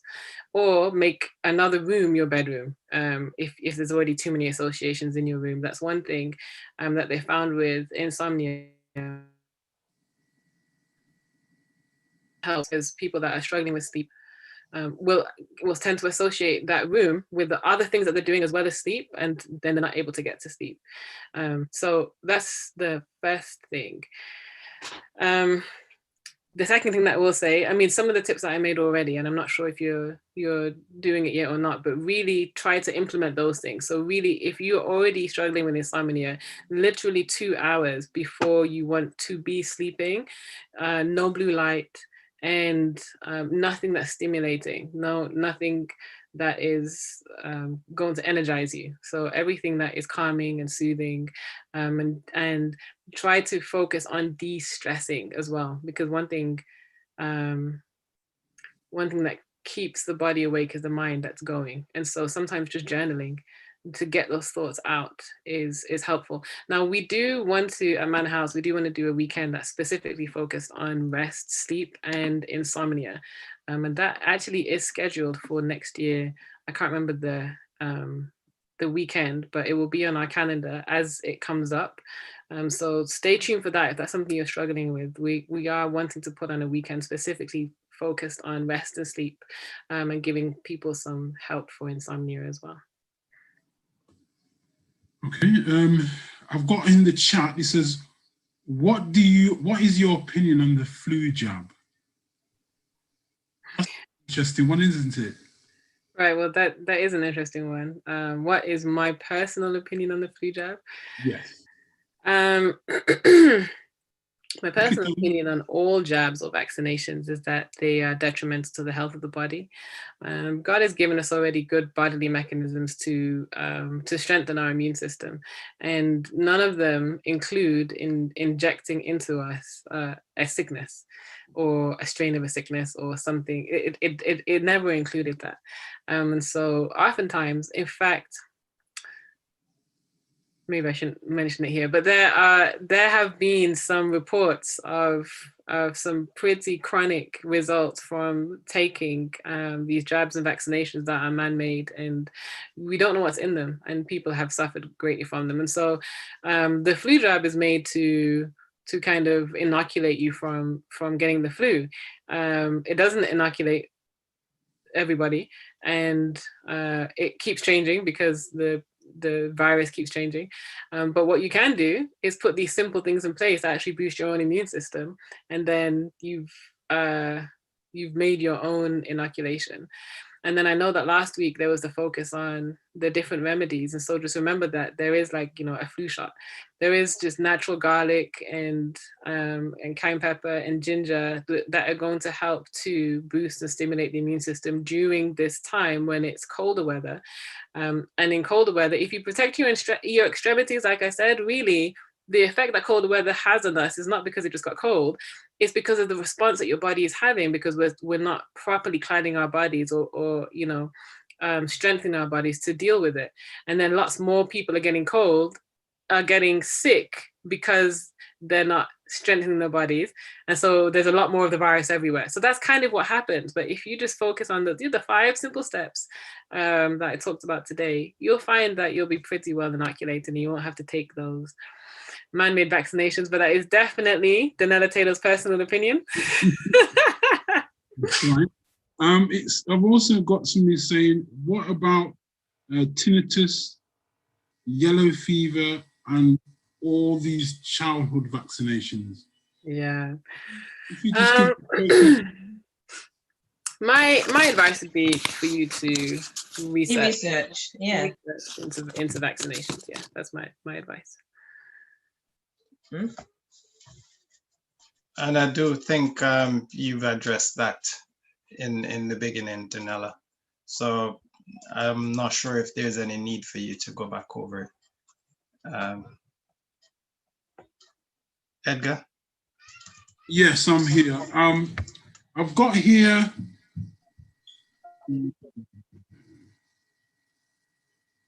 It says once here, it says, beware of the risk factors of severe illness, heart disease and asthma, and not taking the flu jab. So I don't know what to say about that. But what I will say is last week we did the flu bomb, and I think that the elements that's used in the flu bomb is very effective. So it's your choice if you want to take the flu jab or not, but the flu bomb is something that you can use and it is very effective. And I like the elements that Danella spoke on, the 5 elements. You know, I think God is good because there's simple things that you can do that can actually boost your immune system and protect you from the things that are there that is going to make your system not as effective as they can be. I'd just like to say, Edgar, for people who have personal issues or personal decisions to make, it's best if they do consultation. So they may want to have a discussion with someone who is practicing, like Danella herself, other people who are on our platform. We have a doctor on our platform as well. So perhaps you want to do some consultation because the information that we are sharing here, it's just general. It's not tailored to any person. So I think it's best if you do some consultation. Yeah, I agree. Yeah. And Danella, you are up to do a consultation, right? Yes, I do consultations, and at Manor House we do consultations as well. So contact us. It is the best thing, really. People have questions, and the questions are good. But remember that health is holistic, and so you may be experiencing one thing, and what the consultation is going to help you to see is how everything in your life kind of feeds into whatever is happening. And so we have to reason from cause to effect, and cause to effect comes across the board in many different areas in our lives. And so consultations, private individual consultations, we can understand more what's happening with you, with your family. You know, are you stressed? Are you different factors that could just play a part that you may not even be aware of. So yes, consultations are the best way forward. So contact Manor House and we will talk to you. Fantastic. Is there anything else, Jonathan? I think we kind of I think at this time, thank you very much, Danella. We really appreciate your presentation, and I think a lot of people are blessed from listening to you. And like Edgar said, we would be more than delighted to have you again to share with us. But at this time, Edgar, I think we should go into the challenge for the week and just reemphasize the challenges that we are doing currently. Okay.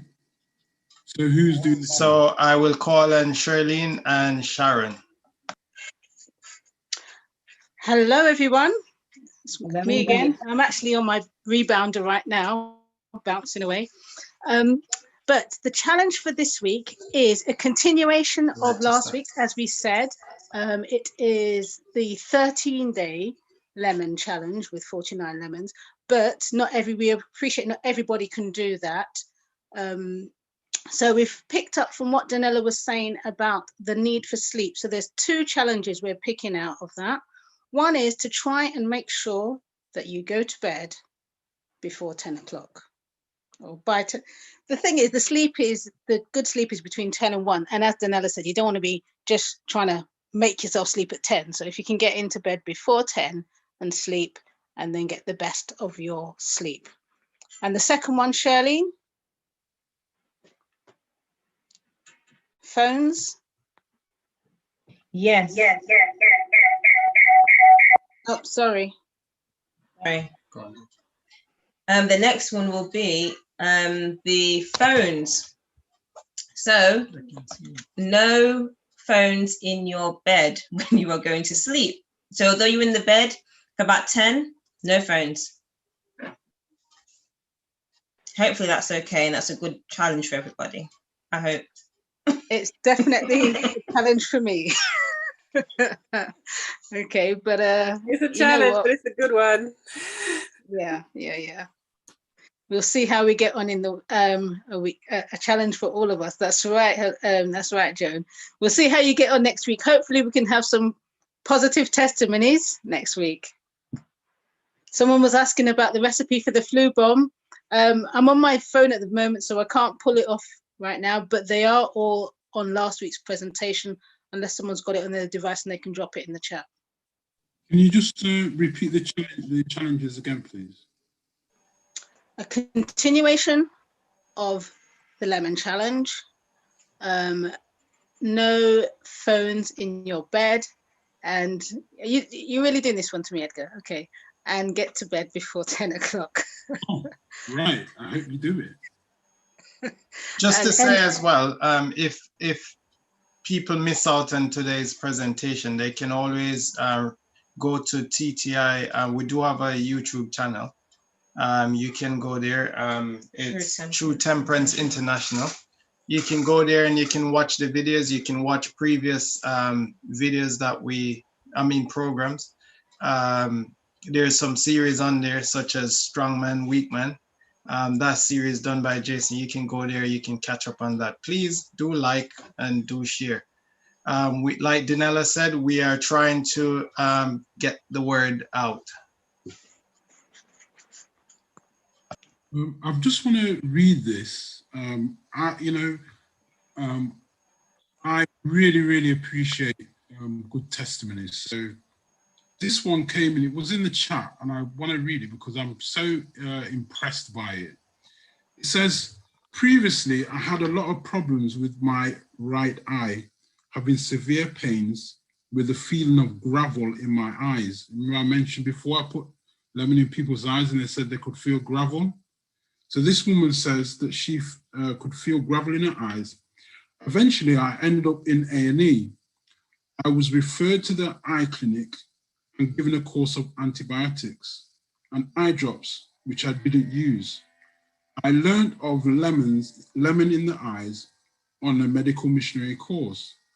I did this for 14 days, 1 drop of lemon in the morning and a drop of honey at night. The symptoms went away. Now I use okra water every day in my eyes. Eyes are now moist with no problem. I give God thanks daily for the blessings of natural medicine. And I think that's an excellent testimony. I'll start to share that with you. MF had a hand up. They had their hand up for a while, so I don't know if they're still on the platform. You've answered the question because I wanted to know what TTI meant, and you said Temperance, True Temperance International. But then I really want to know as well what, because I didn't know that you were having these programs. I only had this link sent through on a platform that I'm on, and so I've joined it, but I didn't know you even had one last week. So how would I know about your meetings every week that I could come on and share with other people? Because I've shared it with other people. We would encourage you to join the WhatsApp group, and that way we put the poster every week. We put the poster out, and that way you'll be able to join. How do you join the WhatsApp group? I don't know what that's. They post. We actually put the link in the chat. Say we will do it again, so you will be able to see. But just keep an eye on the chat, and you should see the link for the WhatsApp group. So we've got two groups. We've got some men and women. Somebody just post a WhatsApp group link in the chat. Yeah. Yeah, I tried using that link just now. I tried both of them, and it's coming up as invalid. What's it? Just tell me what it's called. Alternative for now, if you leave your number in the chat, then or send it to us privately, then we can add you to the group. Yeah, I've got you join there. But even as we speak, we can see that people are joining the group. Let me do it again. So I'm not sure why you're struggling. Let me do it again. Or Jonathan, also they can send their request to our email address. I'll put the email address in the chat as well. Thank you very much. Any requests for the presentations, or if you want to join anything, we can put the email address in the chat and you can contact us on that. Thank you very much for that, Janine.